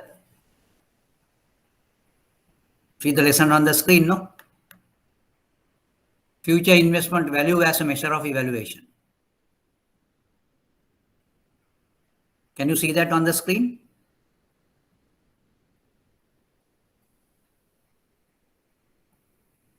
I'm not very sure. Can you see the screen? Yes, sir. Right. Now just see. Now this is a very important type of methodology where we need to go through, and it's really a new innovation by the Research Foundation of the Institute of Chartered Financial Analysts. So therefore, we have to just appreciate that innovation, and we have to cite when we use this one, we have to cite their innovations and all. Suppose an investor wanted to know the probability of achieving a certain value from his investment in the future. It is possible to determine the probability through a mathematical model assuming certain conditions. Now, here the problem is, we have a particular model, but we need to understand the underlying assumptions. In most cases, with regard to the investments, with regard to risk management, there have been several assumptions. If a person doesn't understand those assumptions, then he might get some invalid conclusions. So that would not be, that would not be helpful, and it would be really very dangerous. So therefore, you need to understand on what assumptions the particular model is really operated. So we can just look at the assumptions in the background of this future investment value model. The first assumption is the returns of the investment are log-normally distributed and the logarithms of continuous returns of the investment are normally distributed. So I will tell you the meaning of that. The returns of the investment are log-normally distributed. What is the meaning of that? The returns of the investment. Now, what have you gone through a certain thing where you say the particular thing or particular probability is distributed in a normal distribution. Particular return is distributed in a normal distribution. What does that mean? What does that mean?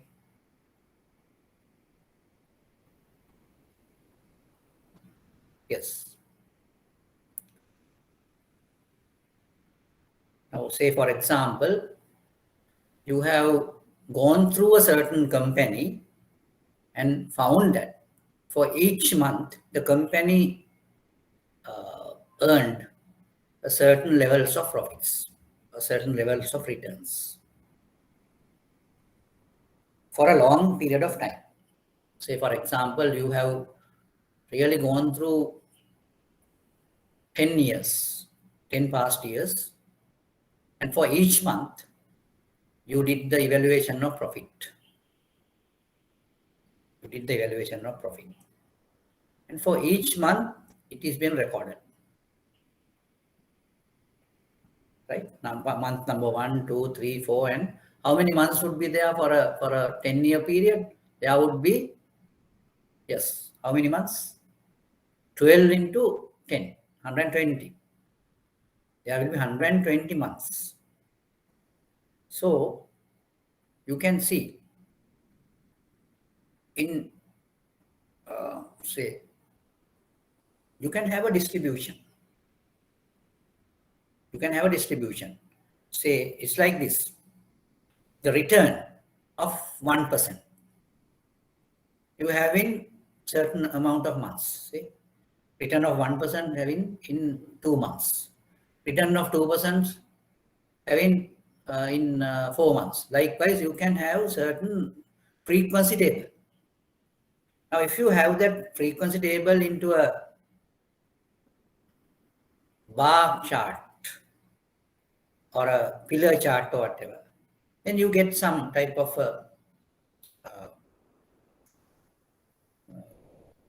chart where you get a distribution. So I can show it on the board like, now since I talked about 120 observations, that 120 observations can be scattered in different levels, different values.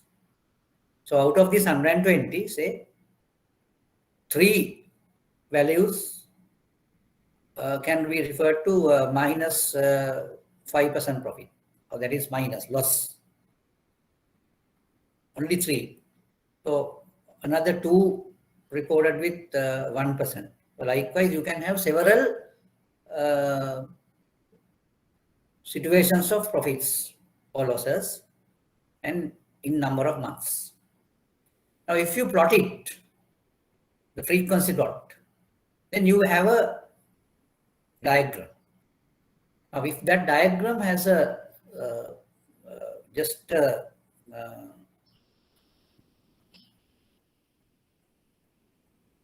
the curve, we got through that particular diagram is a bell-shaped thing, and you will take it as a normal distribution. I will show it again. I will show it on the board.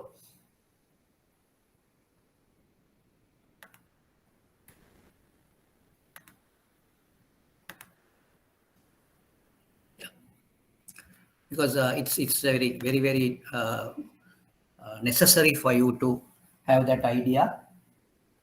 I think,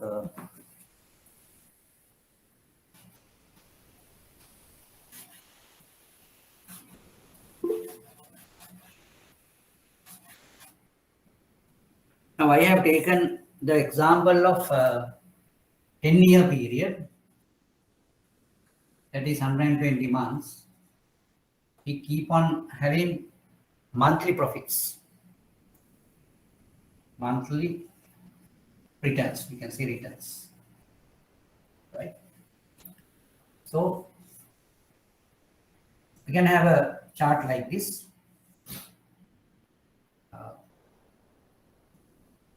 The return,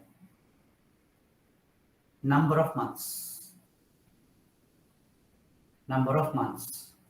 right? So this is a distribution. So you have a minus 1% return for 1 month, 1% return for 2 months, 2% return for 4 months, 3% return for 5 months, 5% return for another 6 months, 6% return for 20 months, 7% return for 18 months.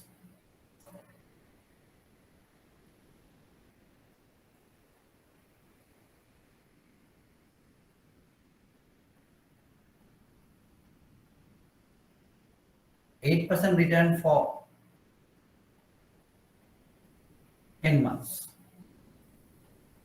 We will keep it a little higher. We can put it as 30 and 28 here. And it would be 7, 12, 15, 48, 26, 26, 9%, 7, 10%, 4, 11%, 3. So likewise, you can have a distribution. Now this is what you call a distribution. If you plot it on a diagram like this,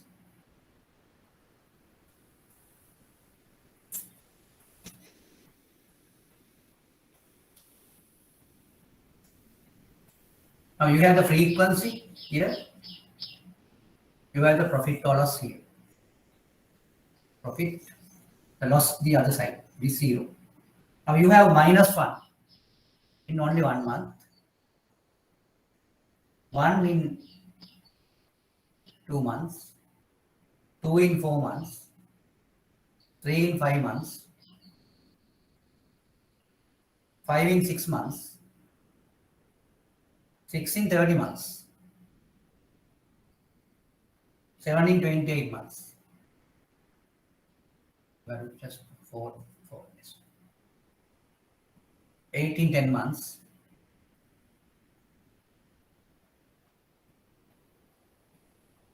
9 in 7 months, likewise. Now you have this. Now if you connect these points, you get a curve like this. If this curve can be taken as a bell-shaped curve, then we call this distribution is a normal distribution. Have you got my point? Now you have to have a frequency table like this, and it has to be plotted. After plotting it, you get a curve which is bell-shaped. Bell-shaped means you have a peak and you have 2 ends with you can say the very thin type of end. Such a curve is known as a bell-shaped curve. But that bell shape can be different. But this is not a perfect normal curve, but this is an approximate normal curve. Now, if you have that type of a distribution, we call it a normal distribution. You got my point? The distribution means you will have to get several values for the variables. Now here what we have considered is the returns. If the returns are log normally distributed. Only this future investment value model can be used. Now I want to tell you what do you mean by log normally distributed. Now I think you got the idea of normal distribution. What is the meaning of normal distribution? If you get certain returns or whatever, and you see the frequency of returns in a particular time period, say 1% return you get for 3 months, 2% return you get for 10 months, likewise for 120-month period. So then what you do is you do have a frequency type of assessment. So with that frequency assessment, if you can get the plot of points, and points can be connected with one line. So that particular thing, the curve, shows a normal curve or bell-shaped curve. We call that distribution normal distribution. Now the similar thing happens when you evaluate a certain subject marks. Say for example, for advanced level, the subject of physics, say candidates. Now say about 100,000 candidates set for that examination for physics, the subject physics. And you will have some marks. A set of people, say about 2% people or 1% people have marks less than 5. Another 2% might have marks from 5 to 10. Likewise, you can categorize. Now, if you categorize that, then do the frequency chart, then you should get a normal curve for such type of marks, because there are 100,000 candidates. Then 100,000 data points are there. Higher the number, higher the tendency to have a normal distribution. Have you got my point? The normal distribution is that. Now in our future investment value model, we are assuming a normal distribution, not a normal distribution. We are assuming a log normal distribution. So in order to explain what is a log normal distribution, you need to understand what is a normal distribution. That is what I now did. Now you have understood what do you mean by a normal distribution. Now the profits being normally distributed for 120 months or returns. Right. Now in our matter, we are referring to a log normal distribution. The meaning of log normal distribution is we are not getting the returns distribution. We are getting the logarithms of returns distribution. If the logarithms of returns distribution is a normal distribution, we call it a log normally distributed. I got my point. Now we have taken returns for the distribution now this time. Now I have just put on the board the normal distribution of returns. Okay. So then this is a normal distribution of returns. But how can I say log normal distribution? Log normal distribution is a thing where you get the logarithms of these returns. Logarithms, not the returns itself. The logarithms. You have to get the log of that. Then there will be another set of values. If those values been plotted and you get a curve like this, then we call those returns are log normally distributed. Have you got my point? So that is what in the future value theory or in the future value of investment, the assumption is the returns are log normally distributed.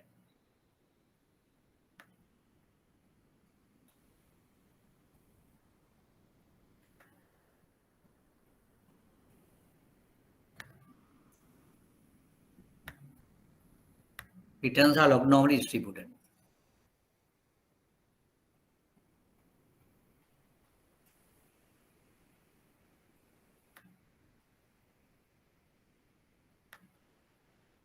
Right.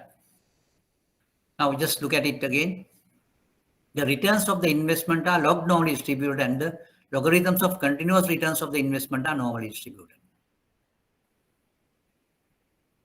So I think the same thing is explained in two places in the same manner. Now the returns of the investment are log normally distributed. Logarithms of continuous returns of the investment are normally distributed. The same thing. Same thing. And the second assumption is the future will be similar to the past. But in physical terms, I don't think that is a correct notion. But what is it? The future will have the same trend as the past. That is what it means. It is not the similar. The similar trends you will expect. You expect similar trends. You expect similar trends. That is what it means. So then, if you summarize the things, the assumptions, the first assumption is the returns which you have already considered should be log normally distributed to the investment, right? Continuous returns. And the second thing would be in the future, the past trends will remain same. Or the trends in the past will again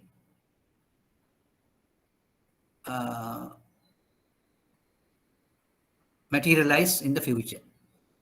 That is what it means. If the investment analyst finds a certain investment compatible with the above assumptions. So what are these assumptions? Now I just told you the investments are log normally distributed. That is one assumption. The other one is in the future also the same trend will prevail.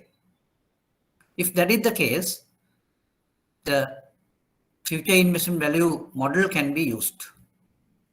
If the investment analyst finds a certain investment compatible with the above assumptions, the following model could be applied in order to find the probability of achieving a given value from the investment. Right. Now I just put the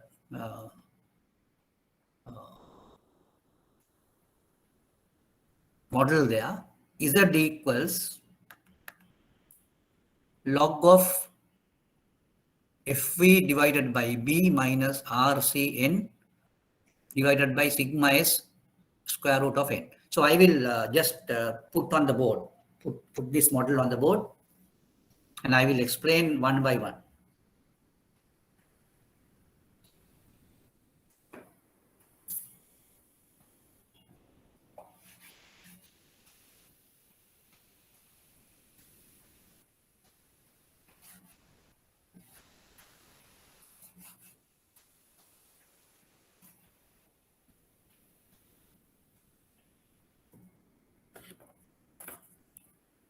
Z equals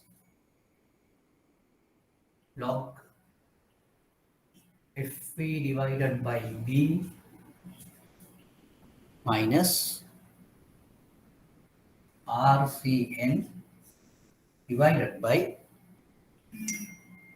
sigma S square root of n.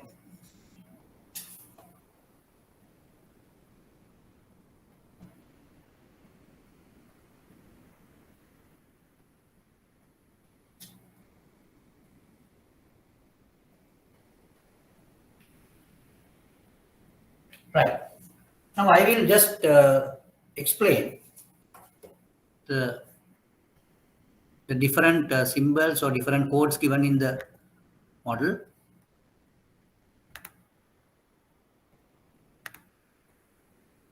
Yes.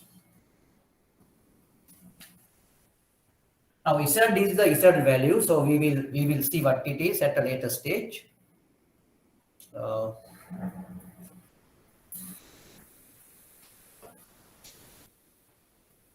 Now log, the logarithm of FV divided by B. FV is the future value, B is the beginning value, minus RC. RC is the continuous return. N is the number of years. Sigma S is the continuous standard deviation. Square root of N.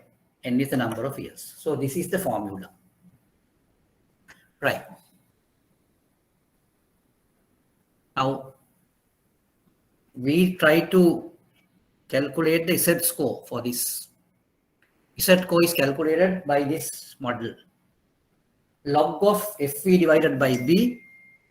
FV is the future value, B is the beginning value, minus RC is the continuous return into N, divided by sigma S, that is the standard deviation for the continuous returns, and square root of N. Now I will take an example, and we will try to get the values. And in order to do the calculations, we need normal curve tables. And I just got a table here. I will show you that. This one.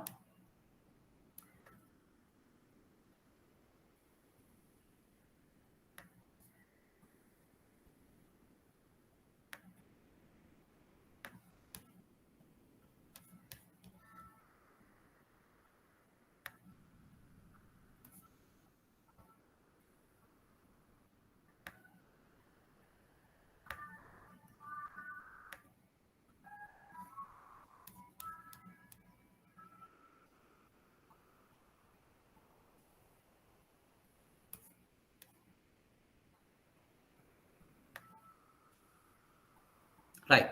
Now this is what you call the standard normal curve values, standard normal distribution.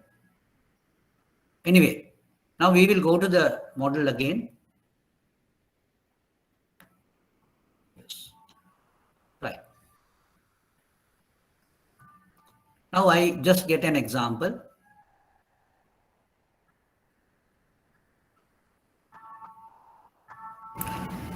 Ms. Swarnapali has $100,000 that she plans to invest for 10 years in a fund which is equally weighted with S&P 500 index. Now, what is this concept? The fund has been weighted equally with, what do you mean by S&P 500? It's a market index, just like Sri Lankan ASPI or S&P 20. That is equated with that market index. The continuous return and continuous standard deviation on the S&P 500 index has been 11% and 18% respectively. So that means now what we can do is we can just jot down the given data over the past 70 years. Now why we have taken 70 years so long? Because it has been normalized and come to a certain level and there's no change afterwards. That is why we call it a continuous return and continuous standard deviation. Using these return and risk values for the future, determine the probability that Swarnapali's investment will double over the next 10 years. Right. Now double. Now then what is the value of FV divided by B since it is doubled over the next 10 years? Yes, tell me. What is the meaning of FV divided by B when the investment is double? The beginning value has not been, it is given beginning value, it is 100,000. So if it is doubled in next 10 years, what is the future value of it? 200,000. Yeah, it could be 200,000. Then what is the meaning of FV divided by B? 2. 2. Then we have to get the logarithm of FV divided by B. So the first part is getting the logarithm of 2 minus RC. What is RC? Continuous return. What is the continuous return here given? 11%. So then you have to put in the place of RC, you have to put 0.11. 0.11. into n. What is n? What is n?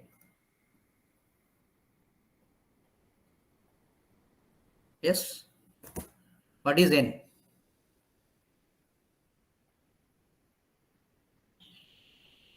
Now we are trying to project the investment doubling in which time period? N would be then what? N is the number of years. It is the future time which we are going to project. That is 10 years. So then 0.11 into 10. Now the numerator is completed with substitutions. Then it is to be divided by sigma s, that is the continuous standard deviation, that is 18%. 18% is similar to 0.18 into square root of 10. Right? Now that is how the calculation to be made. I will put it on the board.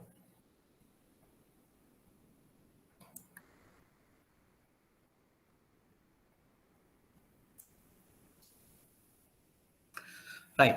First of all, the things can be given in the board, given in this form. If V divided by B is equal to 2, RC is equal to 0.11, sigma S is equal to 0.18, then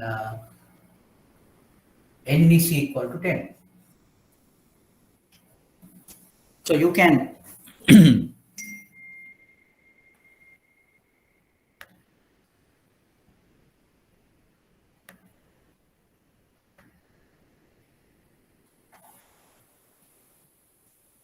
right. Now you can put the things here. Z equals log 2 minus RC is 0.11 into N. N is 10. Divide by sigma S is 0.18 into square root of 10. Square root of 10. Now just see how we can do the calculation and simplification. Now just see, what is log 2? Now if you have a calculator, you can get the log 2. So you just press 2 and press ln. It is 0.6931. You can go for 4 decimals, 0.6931. Have you got it? Log 2? Log 2. It is not the 10 base log, no? It's E base log. Log 2. If you press the calculator button, then you get it. First you press 2 and then press ln. Then you get 0.6931. 0.6931. So we can say 0.6931 minus. Now when you say 0.11 into 10, that is what? 1.1. 1.1. Okay. Now here you get 0.6931 as the value for log 2, and then you get minus 0.11 into 10. 0.11 into 10 comes to 1.1 divided by 0.18 into square root of 10. So what is square root of 10? There also you can just use your calculator and say 10 square root, that is 3.162. 3.162, 0.18 into 3.162.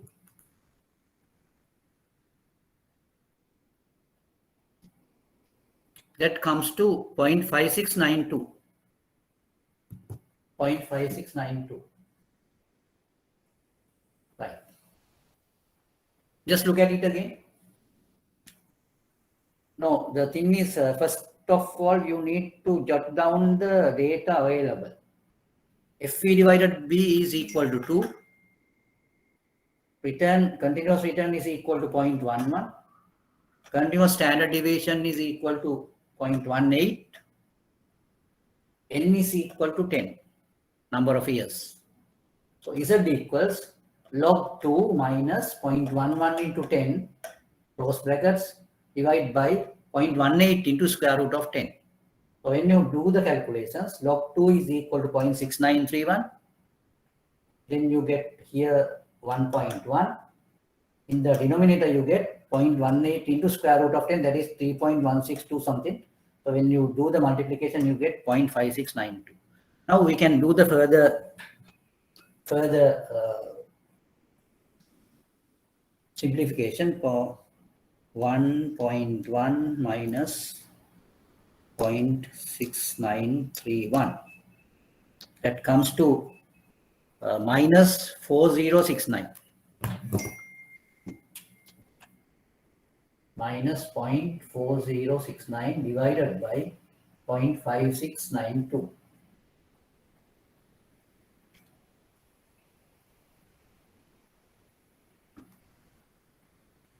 Now, if you do the calculation here, you get the value 0.4069 divided by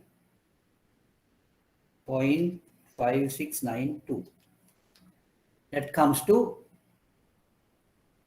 0.7149 minus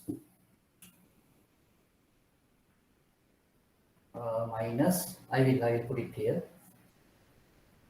minus 0.7149. This is the value of Z, right? This is the value of Z. Z is equal to minus 0.7149. Minus 0.7149.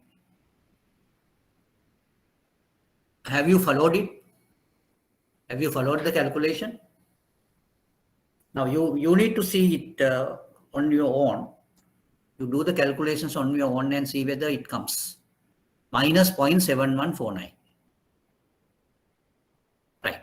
Now the task becomes a different one with the use of normal curve tables.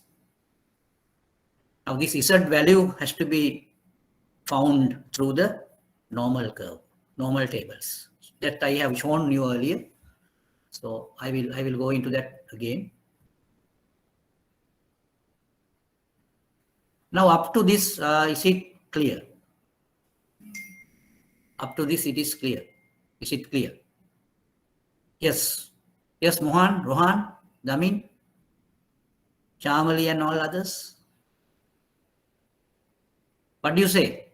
Is it clear? Oh, you have any confusions on the values? Any confusion on log 2? Whether that value correct?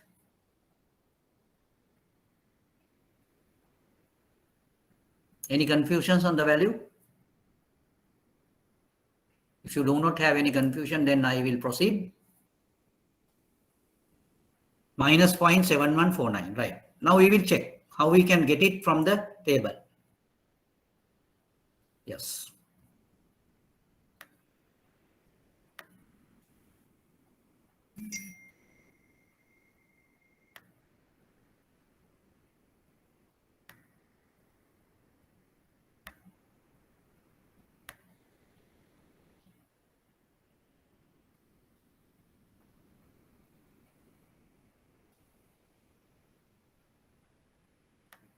Right.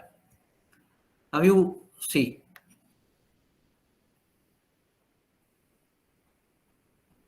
Now what is our value? Minus 0.7149. So how can we check that? Right. Minus 0.7149.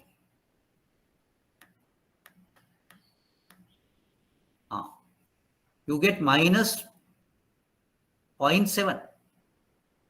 149 also to be taken from the table. 71. How do you get it? 71 is this is 70, then 71 would be here. 7149. So how shall we got 49? 49 is 5, no? 715, say. 715. So it comes here. So this is the place. This is the place. But is it completely correct? Is it? Now we just look at the value. The value is, we want to get the minus 0.7149. Now we have got 71, but 49 is not there. The 49 can be, equated to 5. So how can we get it? Is it somewhere towards this? Now you can see, when you look at this table, you can see when you go further, the values becoming lower, right? But what we need is to have a lower value. So it is not, this is not the value actually, so there should be a little lower value. Now this value also cannot be taken, because if you take that, it would not be 714. It would be 72, like, no? 714 means it doesn't go to 2, like. 71 only. 7149. 49 is, it's about halfway, like. So halfway means you need to check the difference here. 23885 to 23576. So we can see the difference.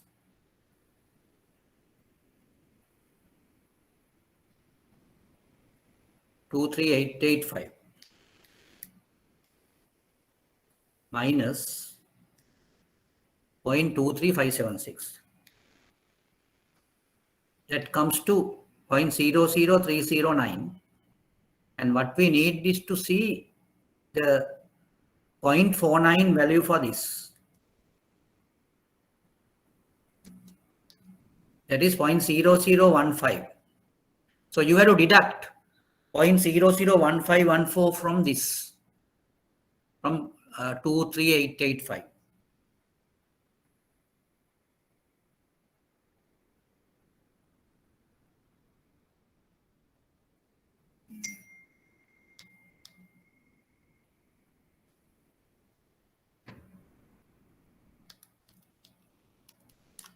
You get the value.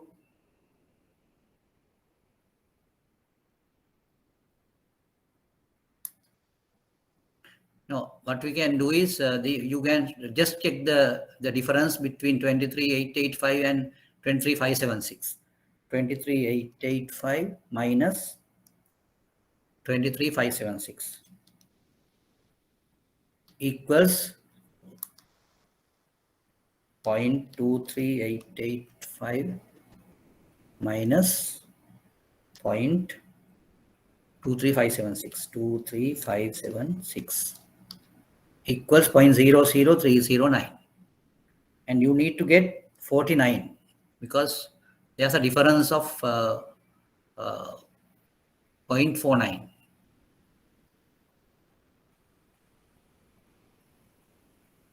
Because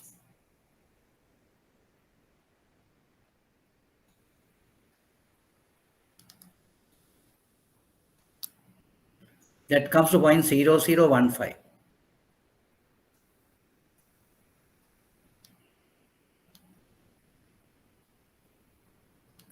And the answer will be 0.2373. 0.23733. 23733.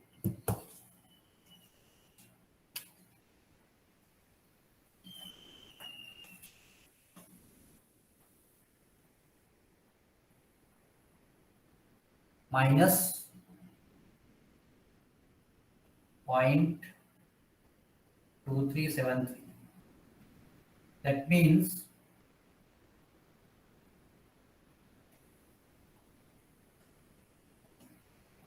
this is 23.73.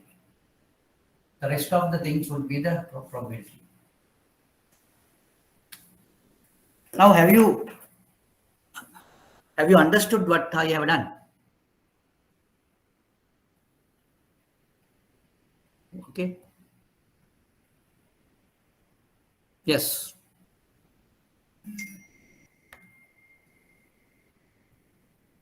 Yes. Have you understood that?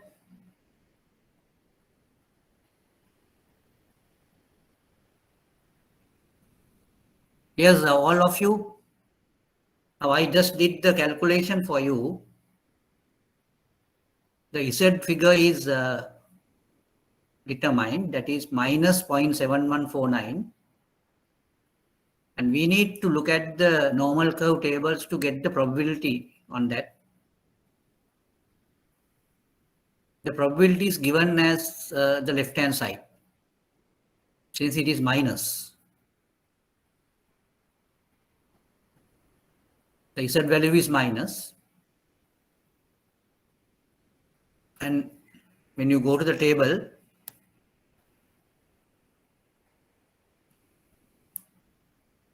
is that okay?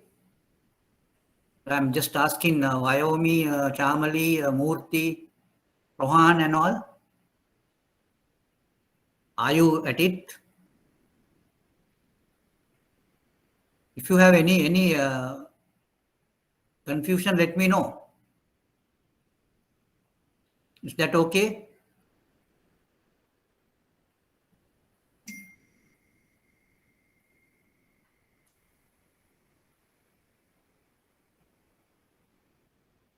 Right.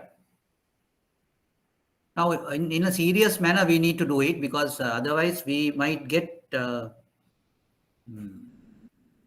invalid results. So now, up to determining Z, are you okay? Yes, Vyomi. Now, just I am asking, have you got it up to the determination of Z? Is that okay? Yes, right, okay. Right, now from here onwards, I will explain again. Here onwards. So Z is, now we determine Z as minus 0.7149, right? Minus 0.7149, right? Now we have to look at the normal curve tables. Now I will just go to the normal curve tables. Yes. Now this is the normal curve table. Now what is our value? Minus 0.7149. Now, if you look at the normal curve table, now Z values are given in the black form. Now you can just, I have just demarcated the particular place, and you get the value as 0.23885. Now if you correctly get it, it is minus 0.71. But there are some additional letters, figures, that is 49.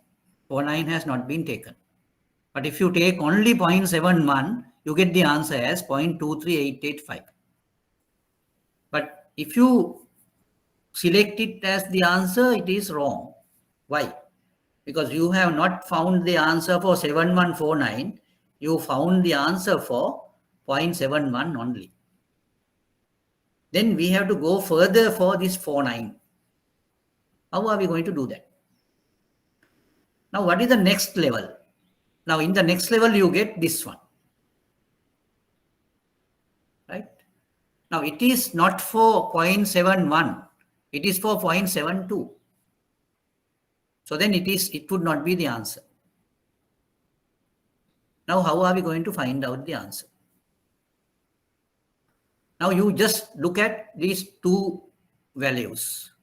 One value is 0.23885. The other value is 0.23576. Now, you need to look at the difference or the gap between these two. So, if you do the calculation, you will get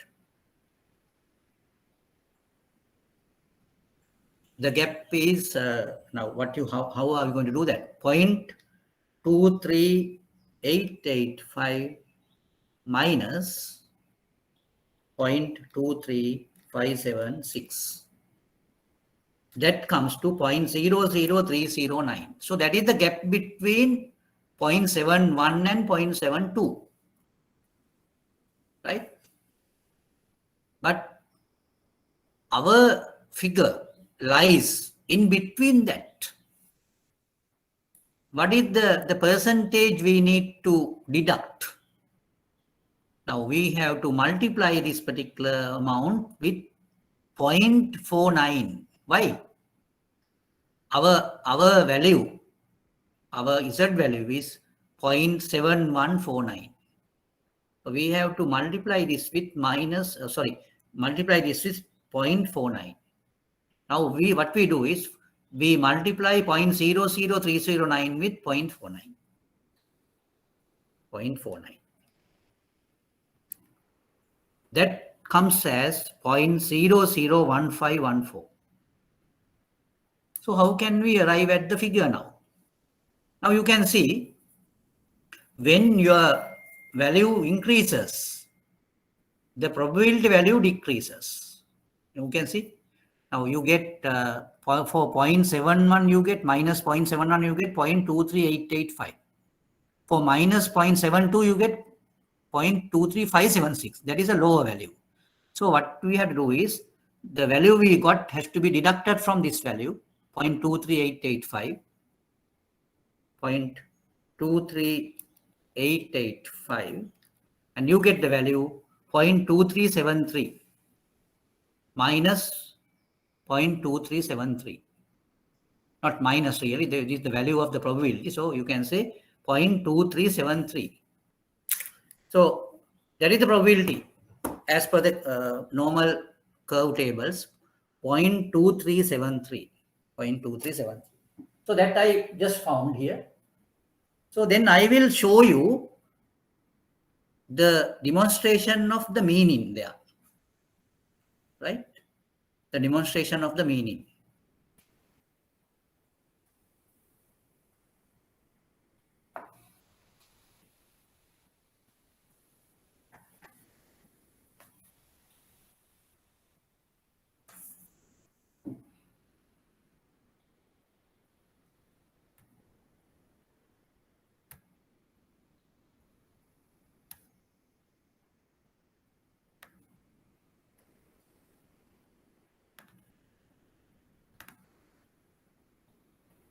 Right. From the normal curve table, we found the value as, the probability as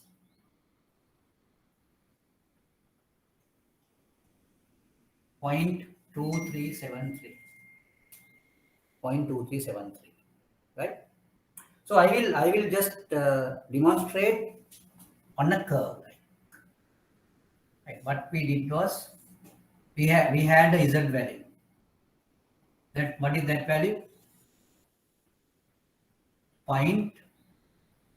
Minus 0.7149.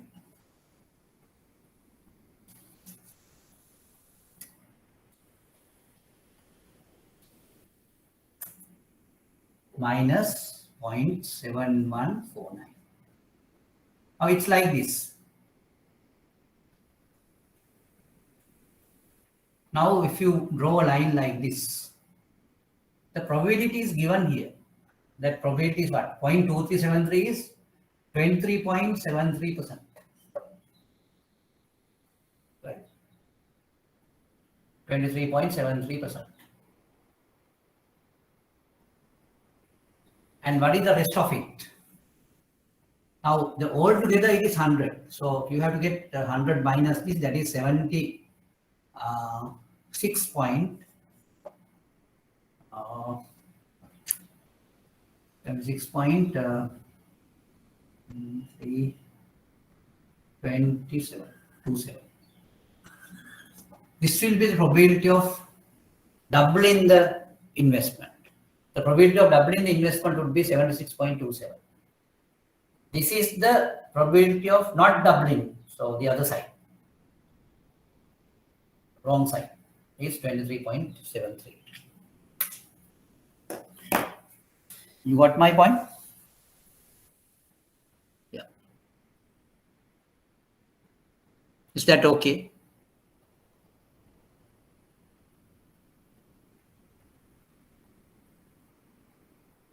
Now, when you had the Z value is here, it is minus as 0.7149, right?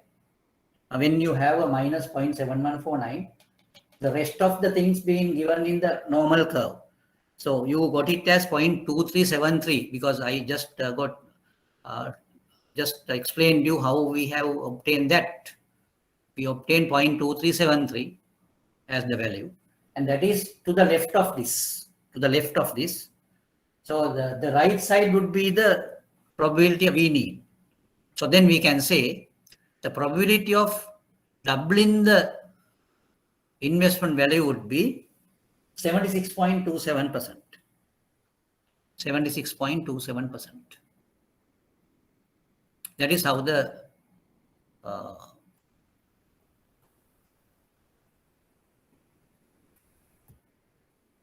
problem is solved.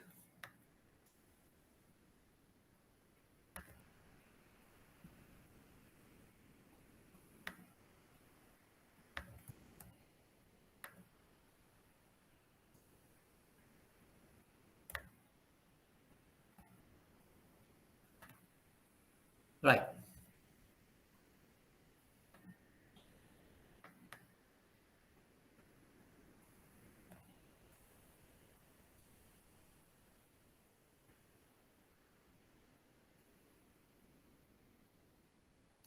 So there are different small differences here, but it doesn't matter because our rounding off has had that type of issues.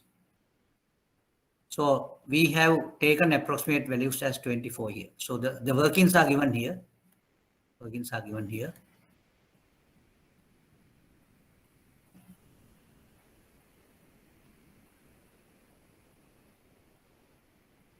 Just there is a 76% probability of having a chance of having doubling the Swarnaparis investment in 10 years. Right. I think so anything if you need to clarify, you can just ask now with the questions or whatever. Are you okay with the explanation?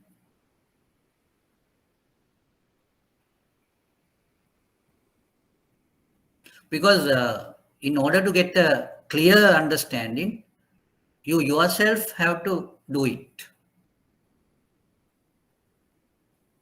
Then only you get a proper understanding.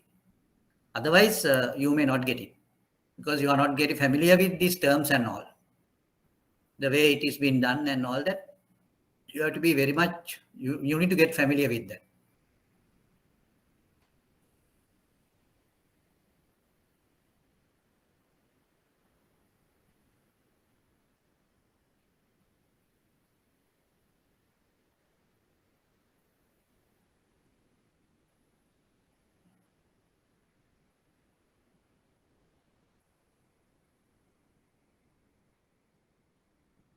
Anything you need to clarify on this?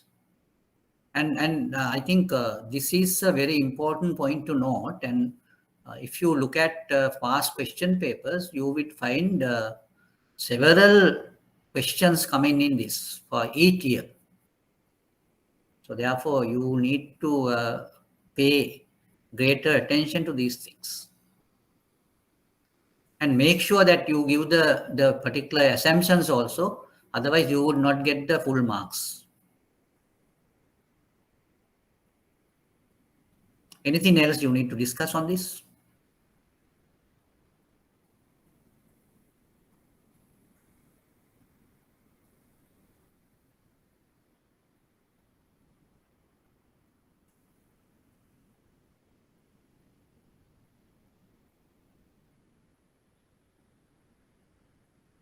Yes, anything you need to clarify?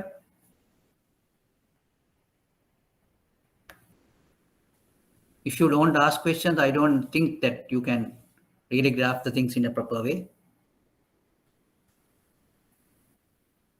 Yes, I just told you the calculations, the assumptions. The first of all, you need to think that the returns of continuous returns of these investments are log normally distributed. That is assumption number one.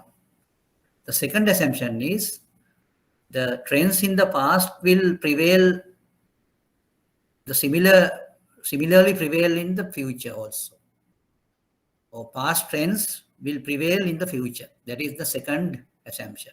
These are the two main assumptions in the future value of investments model. Is that clear? I think I have answered the question asked by Damin. What are the main assumptions? Yes, those are the main. I think I started with those assumptions. First assumption is the continuous returns are log normally distributed. The second assumption is the trends in the past will prevail in the similar way in the present or the future.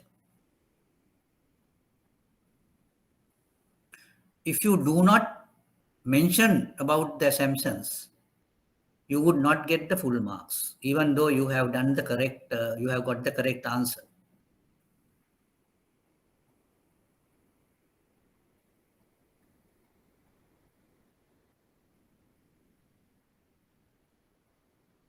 Now, I feel that you might be confident enough to do these type of sums and really looking at the normal curve tables and how you use the normal curve table. That is a very important point to note, because even in calculators it is not available. Now you can get the log tables or whatever log values and all through the calculators, but the normal curve tables are not provided in the calculator. But I don't know whether it is in financial calculators or so, but I don't find for the time being.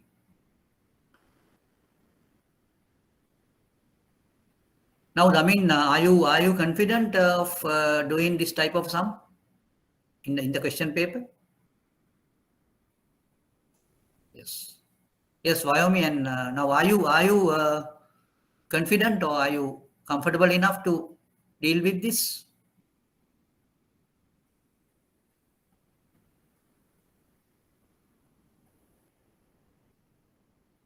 Yes, good.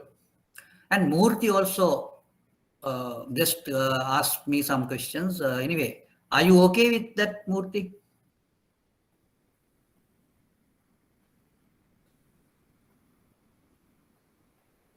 Right. Now, anything serious regarding this normal curve readings and all, the way you arrive at the probabilities and all? So that is another thing which you need to understand.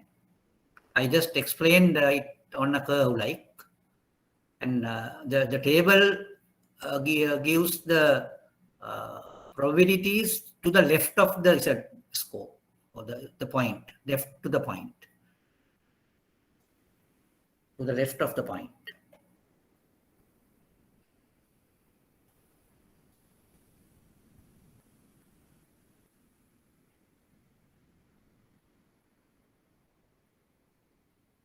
Yes.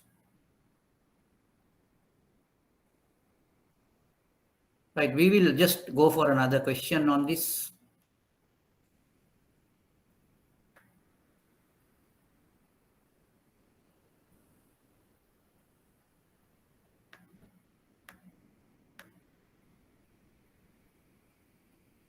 Right, we'll just go for number 3, question number 3.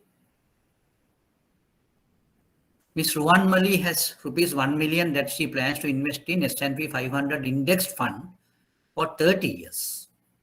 That's a considerable length of time, a lifetime. The continuous return and the continuous standard deviation on the S&P 500 index has been 11 and 18 respectively over the past 70 years. Same thing. Using this information, find out the probability of Ms. Ruan Mali getting rupees 10 million after 30 years from the investment. Assuming all other factors remain same, determine the probability of Mr. Ruan Mali losing from this investment within 10 years. So anyway,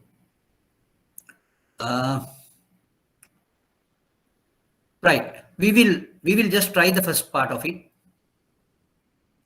just get the points. Right. Now I will ask you, what would be FV divided by B for this?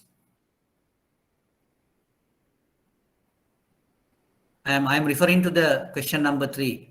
Ms. Ruan Mali has rupees 1 million that she plans to invest in S&P 500 index fund for 30 years. Now what is N here? So you jot down the different values given in the future value of investment model.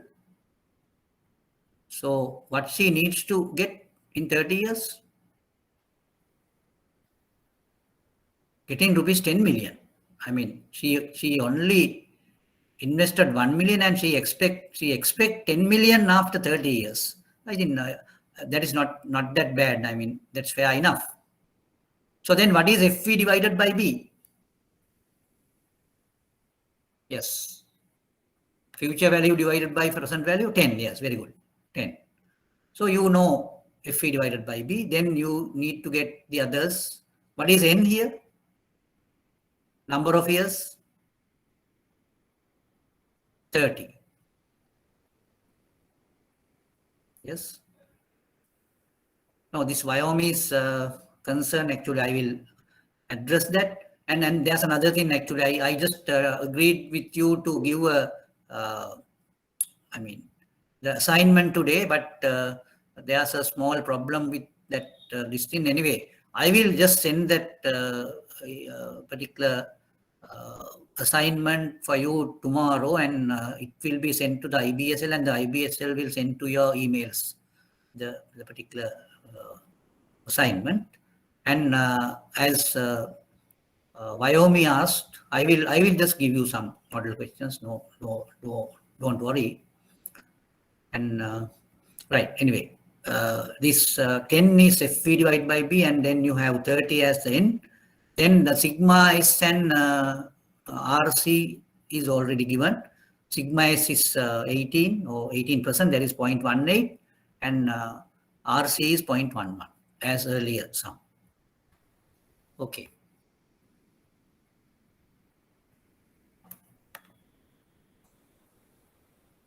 Right. Now what we can do is we can just calculate and find out the values. FV divided by B is taken as 10. Then you have Z equals log 10 minus 0.11 into 30. Because it talks about 30 years, divided by 0.18 into square root of 30. So this is what you have to calculate. So then if you do the calculations, then get the answer for that. Log 10, what is log 10? That comes to 2.3025. That is, you can say 2.303 log 10. Yes.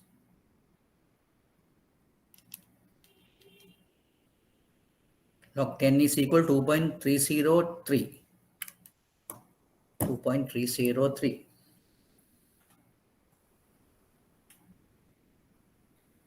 Minus 0.11 into 3.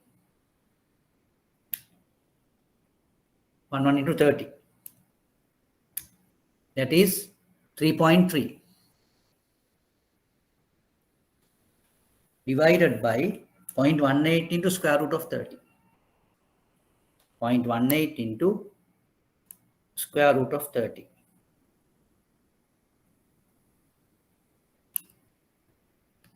That is 0.9859.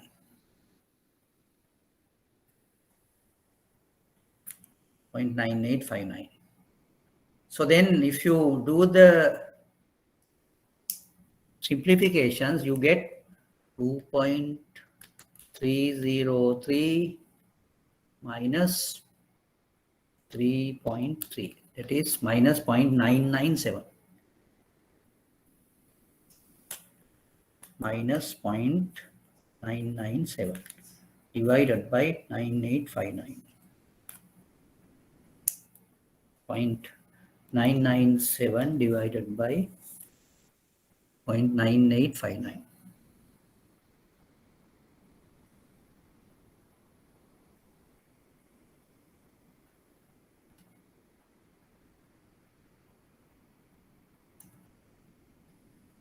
That is 1.011. 1.011 minus 1.011. Yes.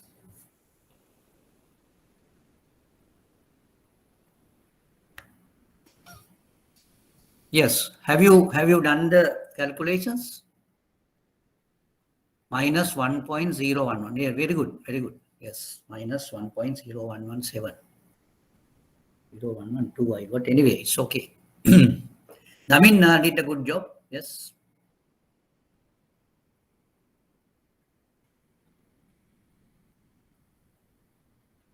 Right.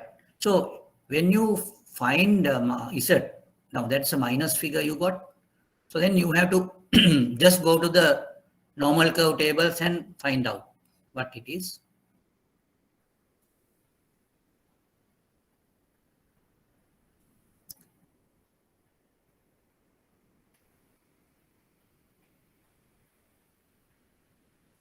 Yes. It may be correct, but that 15.83 would not be the answer, because you got as per the Z score you might get that 15.83. It's okay, I will say, but it is not the answer, because we need to find the probability of 100 minus 15.83 you should get. So what is that?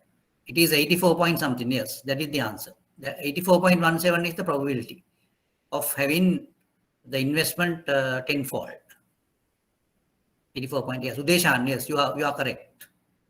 If your answer is correct. Anyway, I will check. I will check the answer.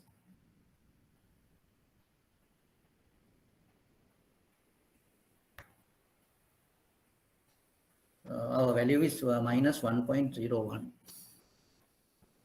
1.01. Yes.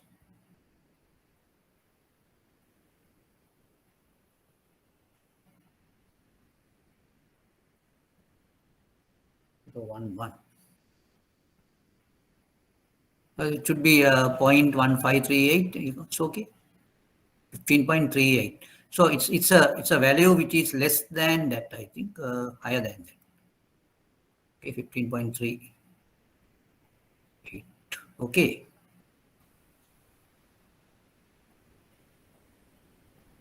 Okay, you are okay.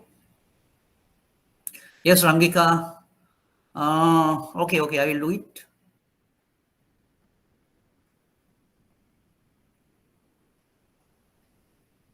I think Udeshan's answer is correct. But it is not 15 point now. 15.83 is the corresponding probability for loss making, but the profit making would be 84.17.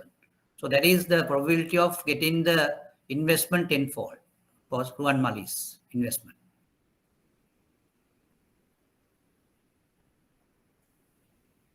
Right.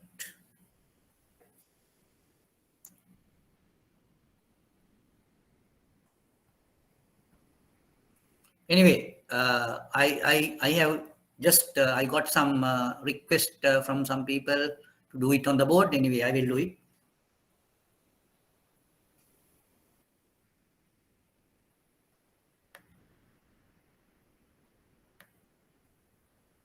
Yes, Rangika, just follow it when I do the things on the board.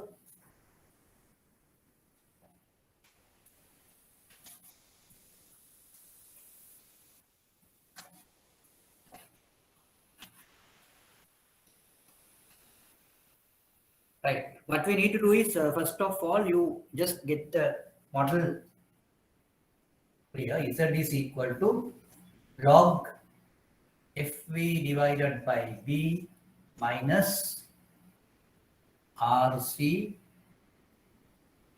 N divided by sigma S square root of A. Now this is the formula, or this is the model. Now just look at it. Now then we have to put on the data points, FV or the data available. FV divided by V, that future value divided by the beginning value, so that should be 10. Then you have RC, it is 0.11. Sigma S, 0.18.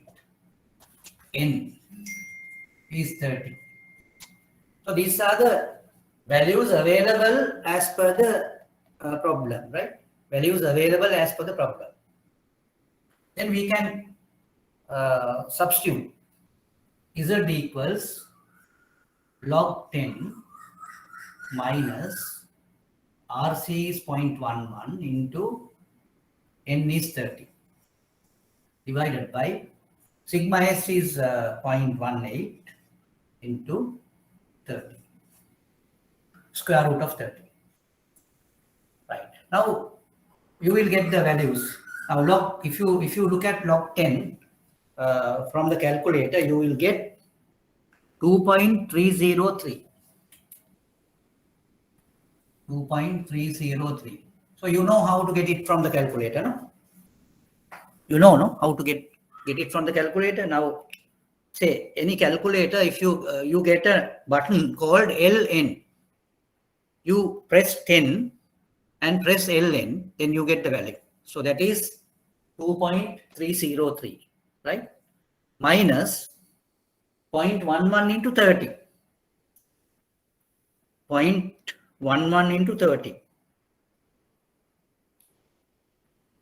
That is 3.3 minus 3.3 divided by 0.18 into square root of 30. So first of all, you get the square root of 30. That is 5.477, and you have to multiply it with 0.18. That is 0.9859. 0.9859.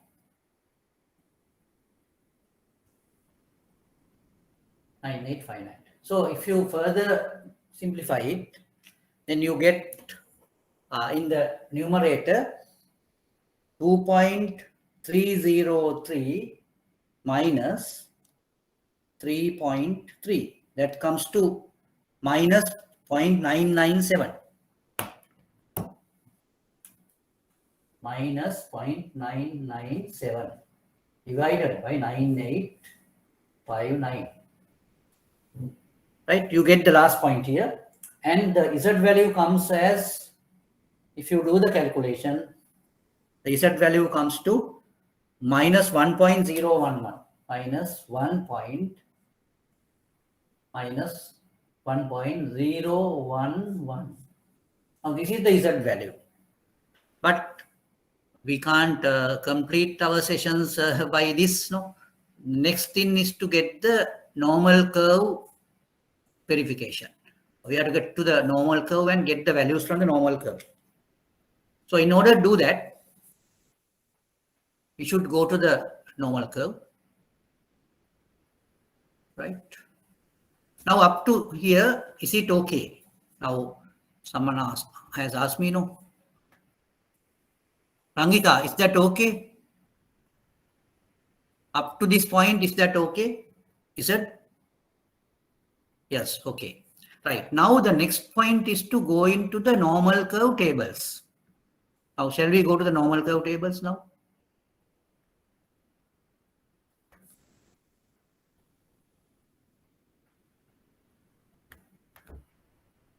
Yeah, now this is the table.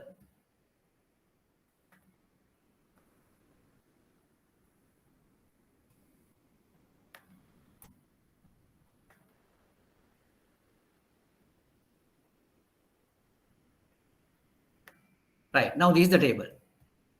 Now we need to check minus 1.01 minus 1. Now here you get minus 1 point. Now what is 0, 1? Now in the first column you have 0. Second column you have 1. So that is the column you need to get. That is 0.15625. Or you can say 1563, 1563 even. That would be correct.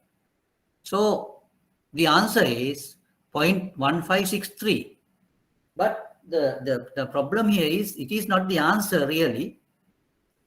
I will show you what we get from this. Again, I will go to the board and show you. Now say, now are you really comfortable with getting this 0.15625? Because I have just I have not gone further into one no, just I just cut short it by getting this as minus 1.01. 01 is really this 0.15625. 0.15625. That is the probability. So I will show you the what probability we have taken from this. Okay. Now see, Udeshan has taken it as 883, but I don't think that is correct. But anyway, it's no issue. You can say the previous one you can take. Right. So the corresponding value we got 0.15625.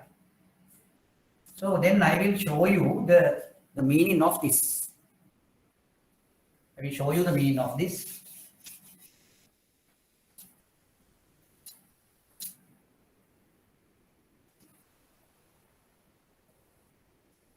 Now Z value, what is that Z value? Minus 1.011.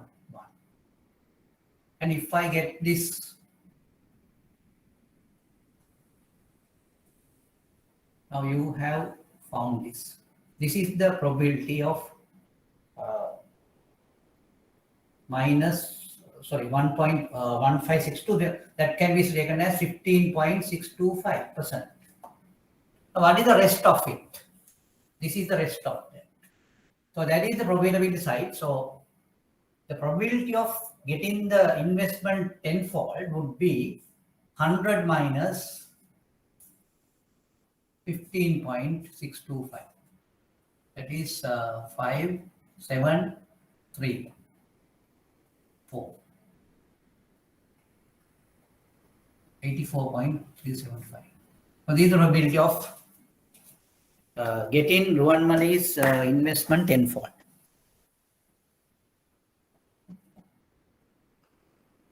Is that okay?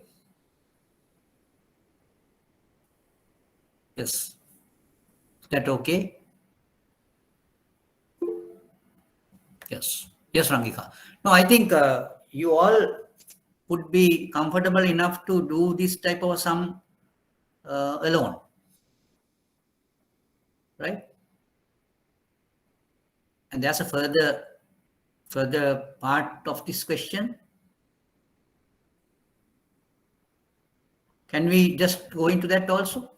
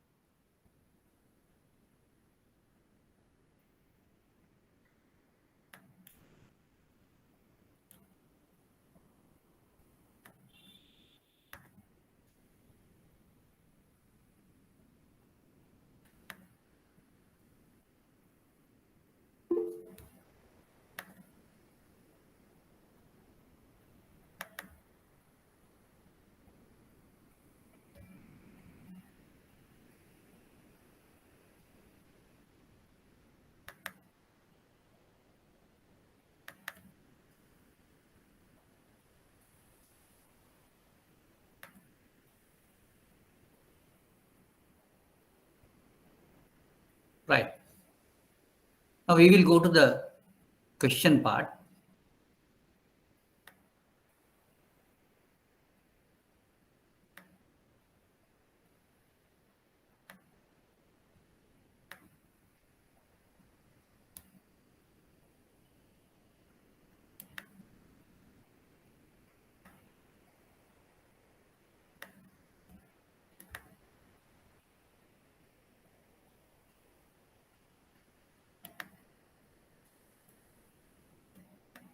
Right. Now there you get the second part of it. Assuming all other factors remain same, determine the probability of Mr. Vanmali losing from this investment within 10 years. So what is the condition you need to put on this losing point? What is that? What do you mean by losing an investment? Yes, this is a very good question. I mean, if someone can think clearly. Yes. Yes, Rangika or others, or Deshan, Damin, what do you mean by losing from an investment? Yes. Losing from an investment. What is that?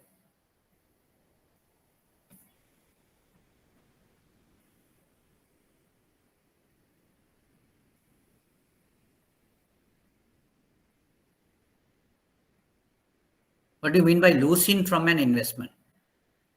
Now, if you not get anything more from an investment, it's a losing, no? You are not getting any return. That is what it means. Now, for example, if you have 1 million invested, after 10 years, if you don't get more than 1 million, then it's a loss. Nothing has been added. So then, what is the condition you put into the future investment value model? Think clearly and tell me. Think clearly and tell me.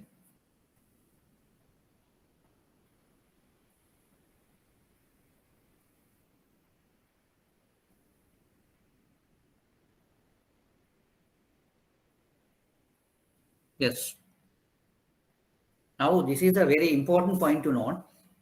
And these are the types of analysis points where the investment people need to. Yes, very good. Minruan's answer is correct. FP divided by B is 1.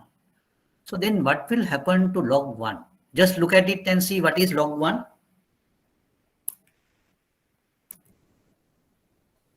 What is log 1? Yeah, it is 0. Log 1 is 0. So then you can see the values will come as it is. And you can see the probability of losing from this business. Right. That is up to you to do on your own. Anything else you need to clarify? I think today people are a little active than other days. Keep it up. And people, you have some concerns on the questions, the model questions or whatever. I will just give you a set of questions, model questions, and there's another way of doing it. You can just go through the past question papers also. There won't be big difference in new questions, but if you can go through the past question paper, then you can get a good idea about the status of the question paper. Anyway, what I will do is I will just give you some type of model questions also, but without the answers, because but if you want to get some answers for that, then you can talk to me and then get it.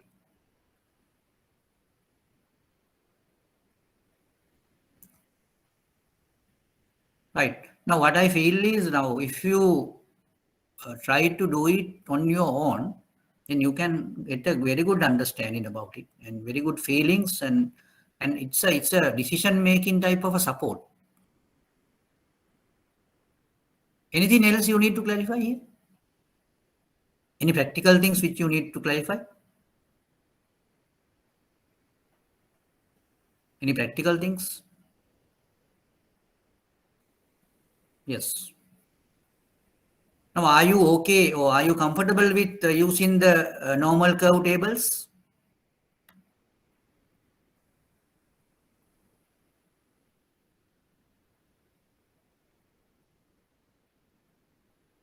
Normal curve tables. Are you okay with that? Are you comfortable with that?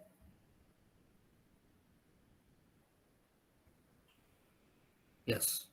Yes, Sachin. Anything you need to clarify?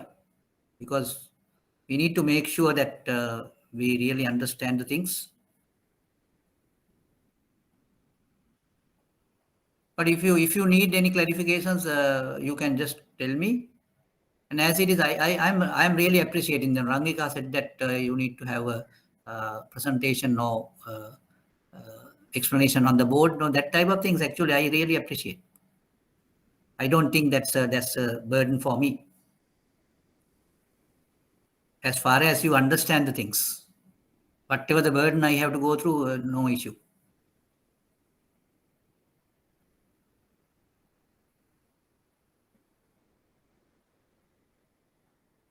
Yes. Anything else?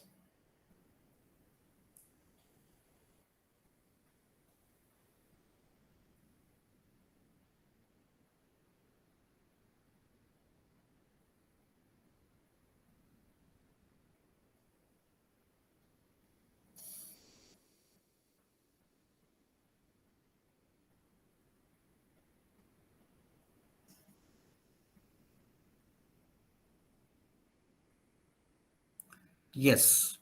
Now I have seen about 40 or more than 40, 46 people joined for this at the beginning, and now it has become about 28 anyway. Now this is natural. I mean, I don't have any ill feelings about it, but that's of course now in the one of the interest of yours. I just think that if you can be in the lecture or be in the discussion lively, and that could help you so much.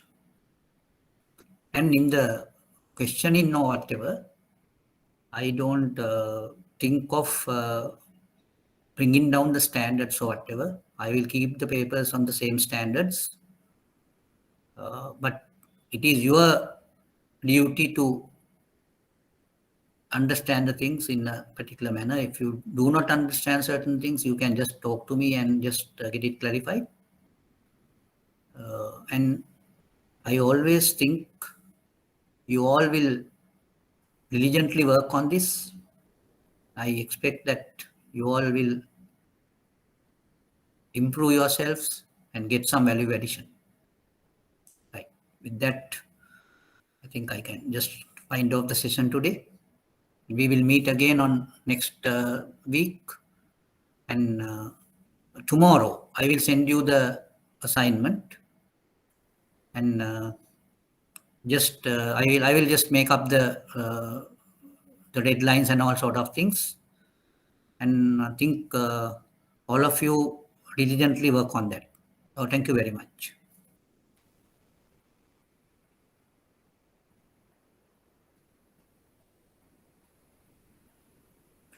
Yes, Vyami, the last moment you asked a question.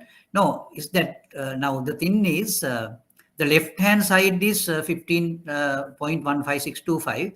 We got 84.3475 because we need to get the possibility from the other side, because the losing probability is getting as 1562, because we need to get the positive side. The positive side is 84.375 that we took from deducting 0.15625 from 1. So 84.375 came in that way. Or if you take as 100 minus 15.625. So that comes to 84.375. I think you got it, no? Because we try to get the, yes, that is the probability, yes. Okay, with that I will wind up.